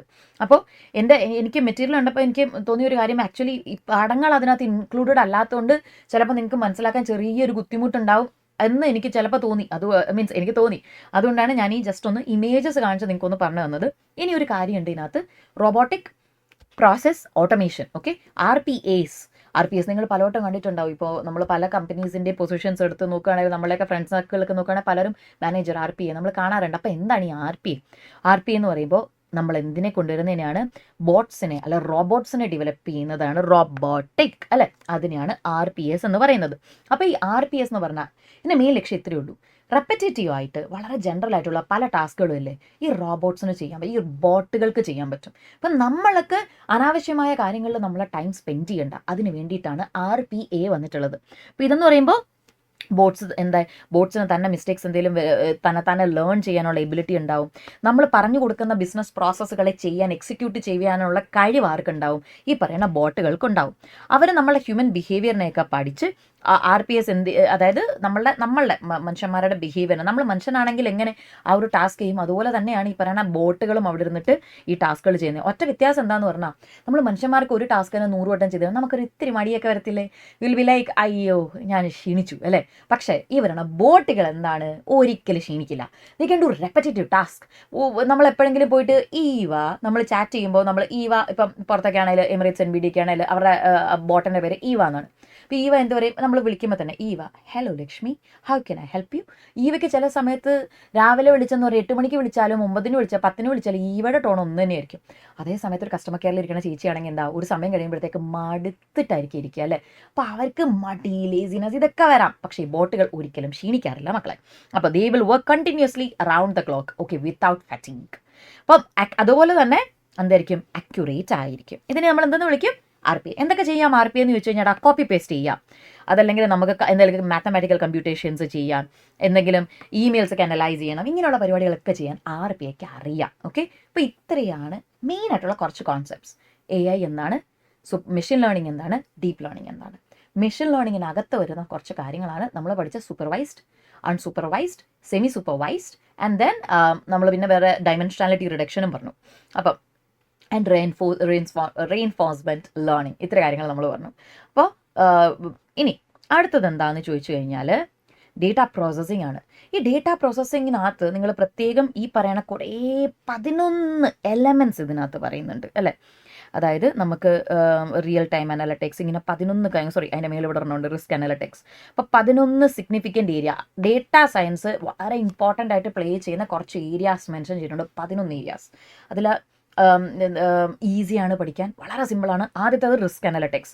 റിസ്ക് അനലറ്റിക്സ് എന്ന് പറയുമ്പോൾ എന്താണ്, നമ്മൾ എന്തെങ്കിലും ഡേഞ്ചറിനെ നമ്മൾ കണ്ടുപിടിച്ചിട്ടുണ്ടെങ്കിൽ നമ്മൾ അതിനെ പ്രയോറിറ്റൈസ് ചെയ്തിട്ട് അത് വീണ്ടും വീണ്ടും നടക്കാൻ ചാൻസ് ഉണ്ടോ, റിസ്ക് വരാൻ ചാൻസ് ഉണ്ടോ എന്ന് കണ്ടുപിടിക്കുന്നത് അനലറ്റിക്സിനെ നമ്മൾ എന്തെന്ന് പറയും, റിസ്ക് അനലറ്റിക്സ് എന്ന് നമ്മൾ പറയും. അതിനകത്ത് മെഷീൻ ലേണിംഗ് നമുക്ക് ഉപയോഗിക്കാം, സിസ്റ്റത്തിന് തന്നെ കണ്ടുപിടിക്കാം. ഓക്കെ, അതാണ് മെഷീൻ ലേണിംഗ്. അപ്പം ഇതാണ് ഞാൻ പറഞ്ഞത്, ഇതിൻ്റെ പലതിൻ്റെ എക്സാമ്പിൾസ്. നിങ്ങൾ ആദ്യം മെഷീൻ ലേണിംഗ് എന്താണെന്ന് പഠിച്ചു കഴിഞ്ഞാൽ പിന്നെ നിങ്ങൾ പലയിടത്തും ഓക്കെ മെഷീൻ ലേണിംഗ് കണ്ടാൽ യു വിൽ അണ്ടർസ്റ്റാൻഡ്, ഇതാണ് കാര്യം എന്നുള്ളത്. ഇനി റിയൽ ടൈം അനലറ്റിക്സ് എന്ന് പറയുമ്പോൾ നിങ്ങൾ കേട്ടിട്ടുണ്ടാവും മക്കളെ, GA4 ഒക്കെ, ഗൂഗിൾ അനലറ്റിക്സ് 4 ഒക്കെ എന്ന് പറഞ്ഞാൽ പണ്ടത്തെ കൂട്ടല്ല. നമുക്ക് എന്തെങ്കിലും ഒരു കാര്യം അറിയണമെങ്കിൽ നമുക്കിപ്പോൾ ഈവൻ നമ്മളുടെ എന്താ പറയുക, ഇൻസ്റ്റാഗ്രാം ആയിക്കോട്ടെ, റിയൽ ടൈം അല്ലെങ്കിൽ നമ്മളുടെ ഒരു ആഡ് നമ്മൾ റൺ ചെയ്തു, you will get real time analytics അല്ലേ, അപ്പം തന്നെ അറിയാം. അല്ലാതെ നിങ്ങൾക്ക് 24 hours ഒന്നും വെയിറ്റ് ചെയ്യേണ്ട കാര്യമില്ല. അതിനുള്ള എന്തുമാത്രം ടൂൾസ് ഇന്ന് അവൈലബിൾ ആണ്. സോ അതിന് റിയൽ ടൈം എന്ന് പറഞ്ഞാൽ അപ്പോൾ ഇനി 30 minutes ആണ് മാക്സിമം. GA4 30 minutes, അതിനുള്ളിൽ തന്നെ അതെന്താവും, അപ്ഡേറ്റ് ആവും. ഇനി അടുത്തത് കസ്റ്റമർ ഡേറ്റ മാനേജ്മെന്റ് എന്ന് പറയുമ്പോൾ എന്താണ്, നമ്മളെ ക്ലൈൻറ്റ് ഡേറ്റാനെ പറ്റിയാണ് ഇഫക്റ്റീവായിട്ട് ക്ലൈൻറ്റ് ഡേറ്റാനെ എങ്ങനെ മാനേജ് ചെയ്യാം എന്നുള്ള കാര്യമാണ് കസ്റ്റമർ ഡേറ്റ അനലിറ്റിക്സിനകത്ത് ഡേറ്റ മാനേജ്മെന്റിനകത്ത് പറയുന്നത്. അപ്പോൾ ഈ പറയുന്ന കസ്റ്റമർ ഡേറ്റ മാനേജ്മെൻറ്റിനകത്ത് ശരിക്കും പറഞ്ഞാൽ നമ്മൾ ടെക്സ്റ്റ് അനലറ്റിക്സ് അല്ലെ, ഡേറ്റ മൈനിങ്, NLP, ഞാൻ കുറച്ച് നേരം മുന്നേ പറഞ്ഞില്ലേ നമ്മുടെ സിരി, അലക്സ ഒക്കെ, അതൊക്കെ നാച്ചുറൽ ലാംഗ്വേജ് പ്രോസസ്സിംഗ് ആണ്, NLPs ആണ് കേട്ടോ, അലക്സ ഒക്കെ, അതൊക്കെ ഇതിനകത്ത് വരുന്നതാണ്. ഇനി കൺസ്യൂമർ അനലറ്റിക്സ് എന്ന് പറഞ്ഞാൽ ഇവിടെ 3 കാര്യങ്ങളുണ്ട്. കസ്റ്റമർ ഡേറ്റ മാനേജ്മെന്റ് ഉണ്ട്, കൺസ്യൂമർ അനലറ്റിക്സ് ഉണ്ട്, കസ്റ്റമർ സെഗ്മെന്റേഷൻ ഉണ്ട്. കൺസ്യൂമർ അനലറ്റിക്സ് എന്ന് പറയുമ്പോൾ എന്താണ്, അതായത് ശരിക്കും പറഞ്ഞാൽ നമ്മൾ ഓരോ കൺസ്യൂമറും വളരെ യുണീക്കാണ്. പക്ഷേ ഇനി എന്താണ് അവരുടെ ചോയ്സസിനെ നമ്മൾ മനസ്സിലാക്കുക എന്നുള്ളത് ഇന്നത്തെ ബിസിനസ്സിനെ സംബന്ധിച്ചിടത്തോളം വളരെ ക്രൂഷ്യലാണ്. അപ്പോൾ അവർക്ക് കസ്റ്റമൈസ്ഡ് ആയിട്ടുള്ള സർവീസസ് നമ്മൾ എന്ത് ചെയ്യണം, പ്രൊവൈഡ് ചെയ്യണം. കസ്റ്റമർ സെഗ്മെന്റേഷൻ എന്ന് പറയുമ്പോൾ അവരുടെ ഏജ് അല്ലെ, ജോഗ്രഫി അല്ലെ, അവരുടെ ബൈങ് പാറ്റേൺസിൻ്റെ ബേസിസിൽ നമ്മൾ എന്ത് ചെയ്യാം, അവരെ സെഗ്മെന്റ് ചെയ്യുമ്പോൾ പല പല ഗ്രൂപ്പ്സ് ആയിട്ട് നമ്മൾ തിരിക്കുമ്പോൾ. പേഴ്സണലൈസ്ഡ് സർവീസസ് എന്ന് പറയുമ്പോൾ ഇന്ന് പല ഈവൻ നമ്മൾ എന്താ പറയുക, ചില ബാങ്ക്സിനെ ഞാൻ പറഞ്ഞില്ല, നമ്മൾ വിളിക്കുമ്പോൾ തന്നെ പുറത്തൊക്കെയുള്ള ചില ബാങ്ക്സിലേക്ക് നമ്മൾ ഫോൺ ചെയ്യുമ്പോൾ തന്നെ അവർ നമ്മളുടെ നമ്പർ നോക്കിയിട്ട് തന്നെ അപ്പം തന്നെ തിരിച്ച് hello Lakshmi, how can I help U എന്നുള്ള ആ രീതിയിലുള്ള NLPs, നോട്ട് NLPs, അവരുടെ ബോട്ട്സ് അത്രമാത്രം സ്ട്രോങ് ആണ്. അപ്പം അങ്ങനെയുള്ള പേഴ്സണലൈസ്, ആർക്കാ പേഴ്സണലൈസ്ഡ് സർവീസ് ഇഷ്ടമല്ലാത്തല്ലേ ഇന്നത്തെ കാലത്ത്. ഇനി അതേപോലെ തന്നെ അതിനകത്ത് NLPs വരുന്നുണ്ട്, വോയിസ് റെക്കഗ്നീഷൻ ടെക്നീക്സ് ഉപയോഗിക്കുന്നുണ്ട്. നമ്മളെ സൗണ്ട് കേട്ടാൽ അറിയാം. ഇപ്പോൾ ഒരിക്കലും എൻ്റെ ബാങ്ക് അക്കൗണ്ടിൻ്റെ ഒരു ഡീറ്റെയിൽ എനിക്ക് അറിയണമെങ്കിൽ എൻ്റെ കസിനോ എൻ്റെ ചേട്ടനോ ചേച്ചിക്കോ ആർക്കും വിളിച്ചാലും അവർ ഡീറ്റെയിൽ കൊടുക്കില്ല, ഞാൻ തന്നെ വിളിക്കണം. അത്രമാത്രം ഇൻ്റലിജൻറ്റ് കൂടിയാണ് ഈ പറയുന്ന മെഷീൻസ്. ഇനി ബെറ്റർ കസ്റ്റമർ സർവീസ് പ്രൊവൈഡ് ചെയ്യാൻ. ഓക്കെ, കസ്റ്റമർ സർവീസ് നേരത്തെ ഞാൻ പറഞ്ഞ പോലെ തന്നെ ശരിക്കും പറഞ്ഞാൽ എന്താ, നമ്മൾ ഇഫക്റ്റീവ് റെക്കമെൻഡേഷൻസ്. ഇപ്പോൾ ഞാൻ ചോദിക്കട്ടെ, മിന്ത്ര അല്ലെങ്കിൽ നമ്മൾ ഫ്ലിപ്കാർട്ട് കയറി നമുക്കവിടെ റെക്കമെൻഡേഷൻസ് വരാറില്ലേ എന്ന് പറയുമ്പോൾ, നമ്മൾ ഇത്രയും നാൾ നിങ്ങൾ നോക്കിക്കൊണ്ടിരുന്ന പ്രൊഡക്റ്റ് ഇന്നതാണ്, സോ അതിൻ്റെ ബേസിസിൽ you might be interested in this product. പ്രത്യേകിച്ച് നെറ്റ്ഫ്ലിക്സിലൊക്കെ റെക്കമെൻഡേഷൻസ് കാണിക്കാറില്ലേ? അതൊക്കെ എന്താണ്, ഈ പറയുന്ന എന്താ പറയുക, ഇന്നത്തെ ഈ ഒരു എന്താ പറയുക, ഈ ഒരു ആർട്ടിഫിഷ്യൽ ഇൻ്റലിജൻസിൻ്റെ ഇതിൻ്റെ തന്നെ ഡിഫറെൻറ്റ് വകഭേദങ്ങളാണ്. ഇനി വേറെ എന്താണെന്ന് ചോദിച്ചാൽ പ്രൊഡിക്റ്റീവ് അനലിറ്റിക്സ്. ഇത് നമുക്ക് ഡീറ്റെയിൽ കുറച്ച് കഴിയുമ്പോൾ ഒന്നുകൂടി പഠിക്കാനുണ്ട്. പ്രഡിക്ഷൻസ് വരുത്താൻ, അതായത് ഇയാൾ നമ്മളുടെ കയ്യിൽ നിന്ന് ക്രെഡിറ്റ് കാർഡ് എടുത്തു കഴിഞ്ഞാൽ ഇയാൾ തിരിച്ചു പൈസ അടയ്ക്കുമോ, ഇങ്ങനെയൊക്കെയുള്ള പ്രൊഡക്ഷൻസ് കാര്യങ്ങൾ നടത്താൻ. ഫ്രോഡ് എന്തെങ്കിലും ഉണ്ടായിക്കഴിഞ്ഞാൽ ക്രെഡിറ്റ് കാർഡ് സ്കാംസ് ആവാം, അതല്ലെങ്കിൽ എന്ത് ടൈപ്പ് ഓഫ് ഐഡൻറ്റിറ്റി തെഫ്റ്റ് ആവാം, അല്ല ഇങ്ങനെയൊക്കെയുള്ള ഫ്രോഡ് ഉടായ്പകൾ ഒക്കെ കണ്ടുപിടിക്കണമെങ്കിൽ നമുക്ക് ഇന്ന് ഫ്രോഡ് ഡിറ്റക്ഷൻ ഇത് യൂസ് ചെയ്യാം. അതുപോലെ അനോമലി ഡിറ്റക്ഷൻ, അൽഗോറിതമിക് ട്രേഡിംഗ്, ഈ 2 കാര്യങ്ങളുണ്ട്. അനോമലി ഡിറ്റക്ഷൻ എന്ന് പറഞ്ഞാൽ എന്താണ്, അബ്നോർമാലിറ്റീസ് എന്തെങ്കിലും ഒരു ട്രാൻസാക്ഷനിലുണ്ട് എങ്കിൽ, അതായത് ഒരു huge amount all of A sudden നമ്മളെ ബാങ്കിൽ നിന്ന് വിഡ്രോ ചെയ്തു, ഇങ്ങനെയൊക്കെയുള്ള എന്തെങ്കിലും ഒരു അബ്നോർമൽ ആയിട്ടുള്ള ട്രാൻസാക്ഷൻസ് ഉണ്ടെങ്കിൽ അതിനെ ഡിറ്റക്ട് ചെയ്യുന്നത്. അൽഗോറിതമിക് ട്രേഡിംഗ് എന്ന് പറഞ്ഞാൽ ഇന്ന് സ്റ്റോക്ക് മാർക്കറ്റിലൊക്കെ നമുക്ക് ട്രേഡ് ചെയ്യണമെങ്കിൽ ശരിക്കും പറഞ്ഞാൽ അൽഗോറിതത്തിൻ്റെ ബേസിൽ സിസ്റ്റം തന്നെ ട്രേഡ് ചെയ്യും, നമ്മൾ ഇൻ്റർവെൻഷൻ്റെ ആവശ്യമേ അവിടെ വരുന്നില്ല. അതുകൊണ്ടുള്ള ഗുണം എന്താണെന്ന് പറഞ്ഞാൽ, നമ്മൾ ചില സമയത്ത് നമ്മൾ ട്രേഡ് ചെയ്യുകയാണെങ്കിൽ നമ്മൾ ചില പൊട്ടയായിട്ടുള്ള തീരുമാനങ്ങൾ കാരണം നമുക്ക് വലിയ നഷ്ടങ്ങൾ വരാം. പക്ഷെ അത് സിസ്റ്റം ആണെങ്കിൽ അങ്ങനെയുള്ള എറേഴ്സോ അങ്ങനെയുള്ള മിസ്റ്റേക്സോ ലോസസോ ഉണ്ടാവുക ഇല്ല. അപ്പോൾ ഇനി അടുത്ത ഒരു യൂണിറ്റ് ഡേറ്റ ഡിസ്ട്രിബ്യൂഷനാണ്. ഡേറ്റ ഡിസ്ട്രിബ്യൂഷൻ എന്ന് പറയുമ്പം ഇതും വളരെ ഇമ്പോർട്ടൻ്റ് ആണ്. കാര്യം എന്താണെന്ന് ചോദിച്ചാൽ, ഇതിനകത്ത് ഷോർട്ട് നോട്ട്സ് ഷോർട്ട് നോട്ട് പലവട്ടവും നമ്മൾ കാണാറുണ്ട്. എന്താ പറയുന്നത്, ഈ പറയുന്ന ഡിസ്ക്രീറ്റ് ഡിസ്ട്രിബ്യൂഷനൊക്കെ പറ്റിയുള്ള ക്വസ്റ്റ്യൻസ് എല്ലാത്തിനെയും, ഇപ്പോൾ ഈവൻ ജോമെട്രിക്, അപ്പോൾ ഇങ്ങനെയുള്ള കാര്യങ്ങളാണ് ഇതിനകത്ത് നമ്മൾ പറയുന്നത്. കൂടുതലും നമ്മൾ മാത്തമാറ്റിക്കലായിട്ട് പ്രോബബിലിറ്റീസിൻ്റെ ബേസിസിലുള്ള കാര്യങ്ങളാണ് ഇവിടെ നമ്മൾ പറയുന്നത്. ആദ്യത്തത് ഓരോന്നും എന്താണെന്ന് പ്രത്യേകം ശ്രദ്ധിക്കണം. ഡിസ്ക്രീറ്റ് എന്താണ്, ഡിസ്ക്രീറ്റ് ഡിസ്ട്രിബ്യൂഷൻ എന്ന് പറയുമ്പോൾ, okay, discrete 2 type of distribution നമ്മൾ പറയും. എന്തൊക്കെയാണെന്നറിയോ, 1 ഡിസ്ക്രീറ്റും 2 കണ്ടിന്യൂസ് ഡിസ്ട്രിബ്യൂഷൻ, 2 ടൈപ്പ്. അപ്പോൾ ഡിസ്ക്രീറ്റ് ഡിസ്ട്രിബ്യൂഷൻ എന്ന് പറയുമ്പോഴത്തേക്ക് നമ്മളിപ്പോൾ ഒരു ഡയസ് നമ്മൾ എന്ത് ചെയ്തു, നമ്മൾ റോൾ ചെയ്തു. അപ്പോൾ അതിന് അല്ലെങ്കിൽ നമ്മളൊരു കോയിൻ നമ്മൾ എന്ത് ചെയ്തു, ഒരു കോയിൻ നമ്മൾ ഫ്ലിപ്പ് ചെയ്ത് കഴിഞ്ഞാൽ അതിന് 2 ഉത്തരം മാത്രമേ ഉള്ളൂ, ഹെഡ് ഓർ ടെയിൽസ്, അല്ലേ, വേറെ ഒന്നും ഇല്ല. അപ്പോൾ അതിനകത്ത് എന്തേ, ഒരു ഫൈനൈറ്റ് ആയിട്ടുള്ള value, potential head or tail, 2 വാല്യൂസേ അതിൽ വരുന്നുള്ളൂ. അതിനെ നമ്മൾ ഡിസ്ക്രീറ്റ് ഡിസ്ട്രിബ്യൂഷൻ എന്ന് നമ്മൾ പറയും. ഓക്കെ, കൗണ്ടബിൾ ഡേറ്റ ആണ്, head or tail, that's it. ഇനി ബൈനോമിയൽ ഡിസ്ട്രിബ്യൂഷൻ എന്ന് പറയുമ്പോൾ എന്താ, അതായത് it is quantifies the chance of obtaining a specific number of success or failures each experiment. അതായത് ഓരോ എക്സ്പെരിമെൻറ്റിലും എത്ര ശതമാനം സക്സസ് ആവാനുള്ള ചാൻസ് ഉണ്ട്, എത്ര ശതമാനം ഫെയിൽ ആവാനുള്ള ചാൻസ് ഉണ്ട്, അതിനെ നമ്മൾ ബൈനോമിയൽ. ഇനി പോയിസൺ ഡിസ്ട്രിബ്യൂഷൻ എന്ന് പറയുമ്പോൾ, ഒരു ഗിവൺ ടൈം പീരിയഡിൽ ഒരു പർട്ടിക്കുലർ ഇവൻറ്റ് നടക്കാനുള്ള ആ ഒരു പ്രോബബിലിറ്റീനെ, അതും ഒരു വെൽ ഡിഫൈൻഡ് ഓർഡറിൽ നടക്കാനുള്ള ഇത്ര മണിക്കൂറിനുള്ളിൽ. എക്സാമ്പിൾ നോക്കിക്കേ, അതായത് നമുക്ക് ഒരു മണിക്കൂറിനകത്ത് 5 ഫോൺ കോൾസ് ഡേറ്റാ സെൻറ്ററിൽ കിട്ടാനുള്ള പ്രോബബിലിറ്റി എന്താണ് എന്ന് കണ്ടുപിടിക്കണമെങ്കിൽ നമുക്ക് എന്ത് യൂസ് ചെയ്താൽ മതി, പോയിസൺ ഡിസ്ട്രിബ്യൂഷൻ യൂസ് ചെയ്താൽ മതി. അപ്പോൾ കാര്യം ഓൾറെഡി നമുക്ക് അവിടെ എന്തറിയാം, നമ്മളുടെ ആവറേജ് ഒരു മണിക്കൂറിൽ പൊതുവേ നമുക്ക് കിട്ടിക്കൊണ്ടിരിക്കുന്നത് 4 കോൾസ് വെച്ചാണ്. ഇനി എത്ര മണിക്കൂർ കഴിഞ്ഞാൽ നമുക്ക് എന്ത് കിട്ടും, നമുക്ക് ഈ പറയുന്ന 5 കോൾ ഒരു മണിക്കൂറിൽ കിട്ടും എന്നുള്ളത് കണ്ടുപിടിക്കണം. We can go for Poisson. Okay, അപ്പോൾ അടുത്തത് hypergeometric distribution. Hypergeometric distribution എന്ന് പറഞ്ഞാൽ ഒരു ബഞ്ച് ഓഫ് കാർഡ്, ഇതിൽ നിന്ന് എനിക്ക് ജോക്കർ പുൾ ഔട്ട് ചെയ്യാനുള്ള ചാൻസസ് എത്രയാണ് വിത്തൗട്ട് റീപ്ലേസ്മെൻറ്റ്. ഒരു കാർഡിനെ തിരിച്ചു വെച്ചിട്ട് വീണ്ടും ജോക്കർ കിട്ടുന്നവരെ ഞാൻ നോക്കിക്കൊണ്ടിരിക്കുകയല്ല, ബട്ട് എനിക്ക് എടുക്കുമ്പോൾ തന്നെ ജോക്കർ കിട്ടാനുള്ള ചാൻസസ് എന്താണ്, അതിന് hyper geometric. Chance of A certain number of success in n number of trials without replacement. Okay, അതായത് ഒരു ലാർജ് പോപ്പുലേഷനിൽ നിന്ന് ഞാൻ ഉദ്ദേശിക്കുന്ന ഈ ഒരു കാര്യത്തിന് കിട്ടാനുള്ള, റീപ്ലേസ്മെൻറ്റ് ഇല്ലാതെ കിട്ടാനുള്ള ചാൻസസ്. ഇനി ജോമെട്രിക് എന്ന് പറയുമ്പോൾ എന്താ, ആദ്യത്തെ സക്സസ് ഉണ്ടാവാൻ വേണ്ടിയുള്ള ആ ഒരു പ്രോബബിലിറ്റി, അത് ജോമെട്രിക്. ഇനി കണ്ടിന്യൂസ് എന്ന് പറയുമ്പോൾ, ഇവിടെ നേരത്തെ നമ്മൾ പറഞ്ഞത് ഫൈനൈറ്റ് വാല്യൂ ആണ്, ഓർമ്മയുണ്ടോ? ഡിസ്ക്രീറ്റിൽ പറഞ്ഞത് എന്താണ്, ഫൈനൈറ്റ് വാല്യൂ ആണെങ്കിൽ ഇവിടെ എന്താണ്, അൺലിമിറ്റഡ് ആണ്. അതായത് ഹെഡ് ഓർ ടെയിൽ മാത്രമല്ല, നമ്പർ ഓഫ് ഒത്തിരി ഉണ്ടാവും. അപ്പോൾ അതിനകത്ത് വരുന്ന നോർമൽ ഡിസ്ട്രിബ്യൂഷൻ ഈ പടം നിങ്ങൾ പ്രത്യേകം ശ്രദ്ധിക്കണം. ഇത് കണ്ടാൽ നിങ്ങൾക്ക് നോർമൽ എന്താ കുറച്ചും കൂടി മനസ്സിലാവും. നോർമൽ എന്ന് പറയുമ്പോൾ ബെൽ ഷേപ്ഡ് ആയിരിക്കും. അതെ, ഇങ്ങനെ ഇരിക്കണേനെ നമ്മൾ എന്തെന്ന് പറയും? ബെൽ ഷേപ്ഡ് എന്ന് നമ്മൾ പറയും. ഓക്കെ, അപ്പോൾ ഇതിൻ്റെ കൂടുതൽ ഫ്രീക്വൻസി എവിടെയായിരിക്കും? ഇതിൻ്റെ കോർ പോയിന്റിലായിരിക്കും കൂടുതൽ ഫ്രീക്വൻസി വരുന്നത്.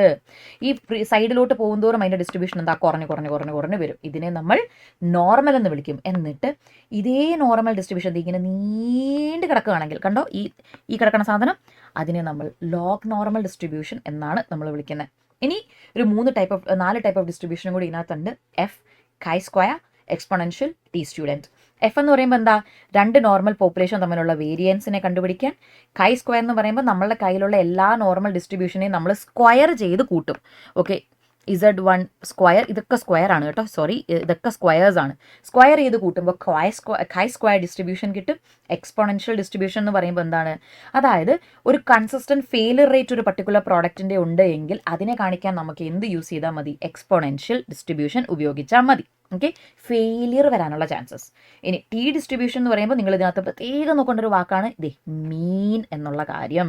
അതായത് ഇത് സിമെട്രിക്കൽ അബൌട്ട് ഇറ്റ്സ് മീൻ എന്ന് പറഞ്ഞാൽ ഇതിങ്ങനെ മീൻ പോയിന്റ് ആണ്. 2 സൈഡും എന്തായിരിക്കും? ലെഫ്റ്റും റൈറ്റും മിറർ ഇമേജ് ആയിരിക്കും. എന്ന് പറഞ്ഞാൽ എന്താ? പടം ഇങ്ങനെ, എനിക്ക് പടം വരയ്ക്കാൻ തീരെ കഴിവില്ല പിള്ളേരെ, മനസ്സിലാക്കണം.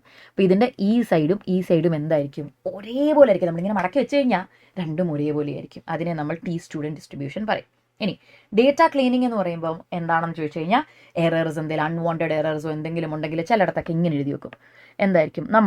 നമ്മൾ നോട്ട് ആപ്ലിക്കബിളിനെ തന്നെ നമ്മൾ ചിലയിടത്ത് ഇങ്ങനെ എഴുതും, ചിലയിടത്ത് നമ്മൾ ഇങ്ങനെ എഴുതി വെക്കും, ചിലയിടത്ത് നമ്മൾ എന്ത് എഴുതും? നോട്ട് ആപ്ലിക്കബിൾ എന്ന് എഴുതും. സോ ഇങ്ങനെയുള്ള സ്ട്രക്ചറൽ എറേഴ്സ് ഒക്കെ ഉണ്ടെങ്കിൽ അതൊക്കെ ഫിക്സ് ചെയ്ത് ഡ്യൂപ്ലിക്കേറ്റ്സിനെയൊക്കെ റിമൂവ് ചെയ്യുക. എന്തെങ്കിലും ഔട്ട്ലയർ എന്ന് പറഞ്ഞു കഴിഞ്ഞാൽ ഇതുമായിട്ട് യാതൊരു ബന്ധമില്ലാത്ത എന്തെങ്കിലും കാര്യം ഈ പറയുന്ന ഡേറ്റയ്ക്കകത്ത് ഇൻക്ലൂഡ് ചെയ്തിട്ടുണ്ടെങ്കിൽ അതിനെയൊക്കെ റിമൂവ് ചെയ്യുക. അതിനെയാണ് നമ്മൾ എന്തെന്ന് പറയുക? ഡേറ്റ ക്ലീനിങ് എന്ന് നമ്മൾ പറയുക. ഇനി ഇതിനകത്ത് അടുത്തൊരു കാര്യം, ഓക്കെ, ഡേറ്റ വിഷ്വലൈസേഷൻ വളരെ സിമ്പിളാണ്. ബാർ എന്താണ്, അല്ലെ ഗ്രാഫ് എന്താണ്, ടേബിൾസ് എന്താണ്, ഇങ്ങനെയൊക്കെ കാര്യങ്ങളായിരുന്നു അതിനകത്തുള്ളത്. ഇനി അതിനകത്തൊരു പ്രത്യേകം ശ്രദ്ധിക്കേണ്ട ഒരു കാര്യമുണ്ട്. ഡേറ്റ പ്രസൻറ്റേഷൻ ആർക്കിടെക്ചറും ഡേറ്റ വിഷ്വലൈസേഷനും രണ്ടാണ്. വിഷ്വലൈസേഷൻ എന്ന് പറഞ്ഞാൽ എന്താണ്? DPAയ്ക്ക് അകത്തുള്ള ഒരു ചെറിയ എലമെൻ്റ് ആണ്. പക്ഷേ DPA എന്ന് പറഞ്ഞാൽ വളരെ ബ്രോഡർ ആയിട്ടുള്ളൊരു സ്കിൽ സെറ്റാണ്. അതിലെന്തൊക്കെയാണ് വരിക? എന്ത് ഡേറ്റാനെയാണ് നമ്മൾ കാണിക്കേണ്ടത്, എന്ത് ഫോർമാറ്റിലാണ് നമ്മൾ കാണിക്കേണ്ടത്, അതുപോലെ തന്നെ എങ്ങനെ നമ്മളുടെ ഡേറ്റാനെ ഏറ്റവും ബെസ്റ്റായിട്ട് നമുക്ക് റെപ്രസെൻറ്റ് ചെയ്യാം, പ്രസൻറ്റ് ചെയ്യാം, എങ്ങനെ വിഷ്വലൈസ് ചെയ്യാം, ഏത് വിഷ്വലൈസേഷൻ ടൂൾ ഉപയോഗിക്കണം, ഇതൊക്കെ നമ്മൾ ചിന്തിക്കുമ്പോൾ അത് DPA ആയി മാറി, ഡേറ്റ പ്രസൻറ്റേഷൻ ആർക്കിടെക്ചറായി മാറി. അതിനകത്തുള്ള വെറും ഒരു ചെറിയ ഒരു എലമെൻറ്റ് മാത്രമാണ് ഡേറ്റ വിഷ്വലൈസേഷൻ. അപ്പോൾ അതിനകത്ത് മക്കളെ നമ്മളതിൽ പവർ BI, ടാബ്ലോ, പിന്നെ ക്ലിക്ക് വ്യൂ, ഇതൊക്കെ നമ്മൾ പഠിച്ചു. അപ്പോൾ എനിക്ക് പലവട്ടം തോന്നിയൊരു കാര്യം, നിങ്ങൾ പലരും പക്ഷേ എന്താണ് ടാബ്ലോ എന്നുള്ള കാര്യം നിങ്ങൾ ചിലപ്പോൾ എന്ത് ചെയ്തിട്ടുണ്ടാവില്ല. എന്താണെന്ന് ഞാൻ നിങ്ങളെ ഒന്ന് ജസ്റ്റ് കാണിക്കുകയാണ്. ബിക്കോസ് ഇതൊന്ന് കണ്ടു കഴിഞ്ഞാൽ നിങ്ങൾക്ക് മനസ്സിലാക്കാൻ പറ്റും എന്തുകൊണ്ടാണ് ഈ പറയുന്ന സാധനങ്ങൾ ഇത്രയും ഇമ്പോർട്ടൻ്റ് ആണ് എന്നുള്ള കാര്യം. അല്ലെ, നിങ്ങളെ നാളെ ഒരു എന്താ പറയുക അക്കൗണ്ടിങ് പ്രൊഫഷണലായി മാറുമ്പോൾ നിങ്ങളെ എങ്ങനെ ഇത് ഹെൽപ്പ് ചെയ്യും എന്നുള്ള കാര്യം നിങ്ങൾക്ക് മനസ്സിലാക്കാൻ പറ്റും. കാര്യം നമുക്ക് വലിയ ഹ്യൂമൻ ഇൻ്റർവെൻഷൻ ഒന്നും ആവശ്യമില്ല. നമുക്ക് ജസ്റ്റ് പുള്ളി ചെയ്ത് കഴിഞ്ഞാൽ നമുക്ക് ഡേറ്റ പെട്ടെന്ന് തന്നെ കിട്ടും. അപ്പോൾ അതാണ് ഈ പറയുന്ന ഒരു ടോപ്പിക്ക്. Just A second. അപ്പോൾ ഇതാണ് നമ്മളുടെ ടാബ്ലോ എന്ന് നമ്മൾ ഞാൻ കുറച്ച് മുന്നേ പറഞ്ഞത്. ടാബ്ലോ സി നിങ്ങൾ ജസ്റ്റ് നോക്കിക്കേ. നിങ്ങളിത് കാണുകയാണെങ്കിൽ നിങ്ങൾക്ക് ഒരു കാര്യം മനസ്സിലാവും. അതായത് നമുക്ക് എന്താ ജസ്റ്റ് എന്തൊക്കെയാണ് കണ്ടോണേ, ഈ പുള്ളി ഇപ്പോൾ ചെയ്യുന്നുണ്ടോണേ, എന്തൊക്കെയാണ് ഡേറ്റ വേണ്ടത്, എന്തൊക്കെ ഫീൽഡാണ് നമ്മളുടെ ടേബിളിൽ നമുക്ക് വേണ്ടത് എന്നുള്ളത് നമ്മൾ ജസ്റ്റ് ഡ്രാഗ് ചെയ്ത് നമ്മൾ ഡ്രോപ്പ് ചെയ്താൽ മാത്രം മതി. അപ്പോൾ നമുക്ക് എന്ത് ചെയ്യാൻ പറ്റും? നമുക്ക് ഫീൽഡിൽ എന്തെങ്കിലും അമെൻമെൻറ്റ്സോ നിങ്ങൾക്ക് മാറ്റങ്ങളോ വരുത്തണം, നിങ്ങൾക്ക് പെട്ടെന്ന് ചെയ്യാൻ പറ്റും കേട്ടോ. ബുദ്ധിമുട്ടൊന്നുമില്ല. കണ്ടോ, this is how you do it. C നോക്കിക്കേ, എന്തൊക്കെ ഫീൽഡാണ് വേണ്ടത് സെലക്ട് ചെയ്തു. ഓക്കെ, അതിനുശേഷം ബാറാണോ എന്താണ് വേണ്ടത്, അക്കോർഡിംഗ്ലി എന്ത് ചെയ്യും? ഇമേജസ് മാറിക്കൊണ്ടിരിക്കും. ഇതാണ് നമ്മളുടെ ഡാഷ്ബോർഡ് എന്ന് പറയുന്നത്. ഓക്കെ, ഡാഷ്ബോർഡ് നമുക്ക് ചേഞ്ചസ് വരുത്തണമെങ്കിൽ വളരെ ഫാസ്റ്റാണ്. നമുക്ക് ജസ്റ്റ് സെലക്ട് ചെയ്താൽ മാത്രം മതി. പണ്ടത്തെ കൂട്ട് നമ്മൾ ഇപ്പം ഇൻസേർട്ട് ചെയ്യുമോ, നമ്മൾ തന്നെ സെലക്ട് ചെയ്യേണ്ടയോ, അതായത് നമ്മൾ തന്നെ ഇൻസേർട്ട് അല്ലെങ്കിൽ എക്സലിലൊക്കെ പോയി അത്രയും ബുദ്ധിമുട്ട് പോലും ഈ പറയുന്നതിനകത്ത് ഇല്ല.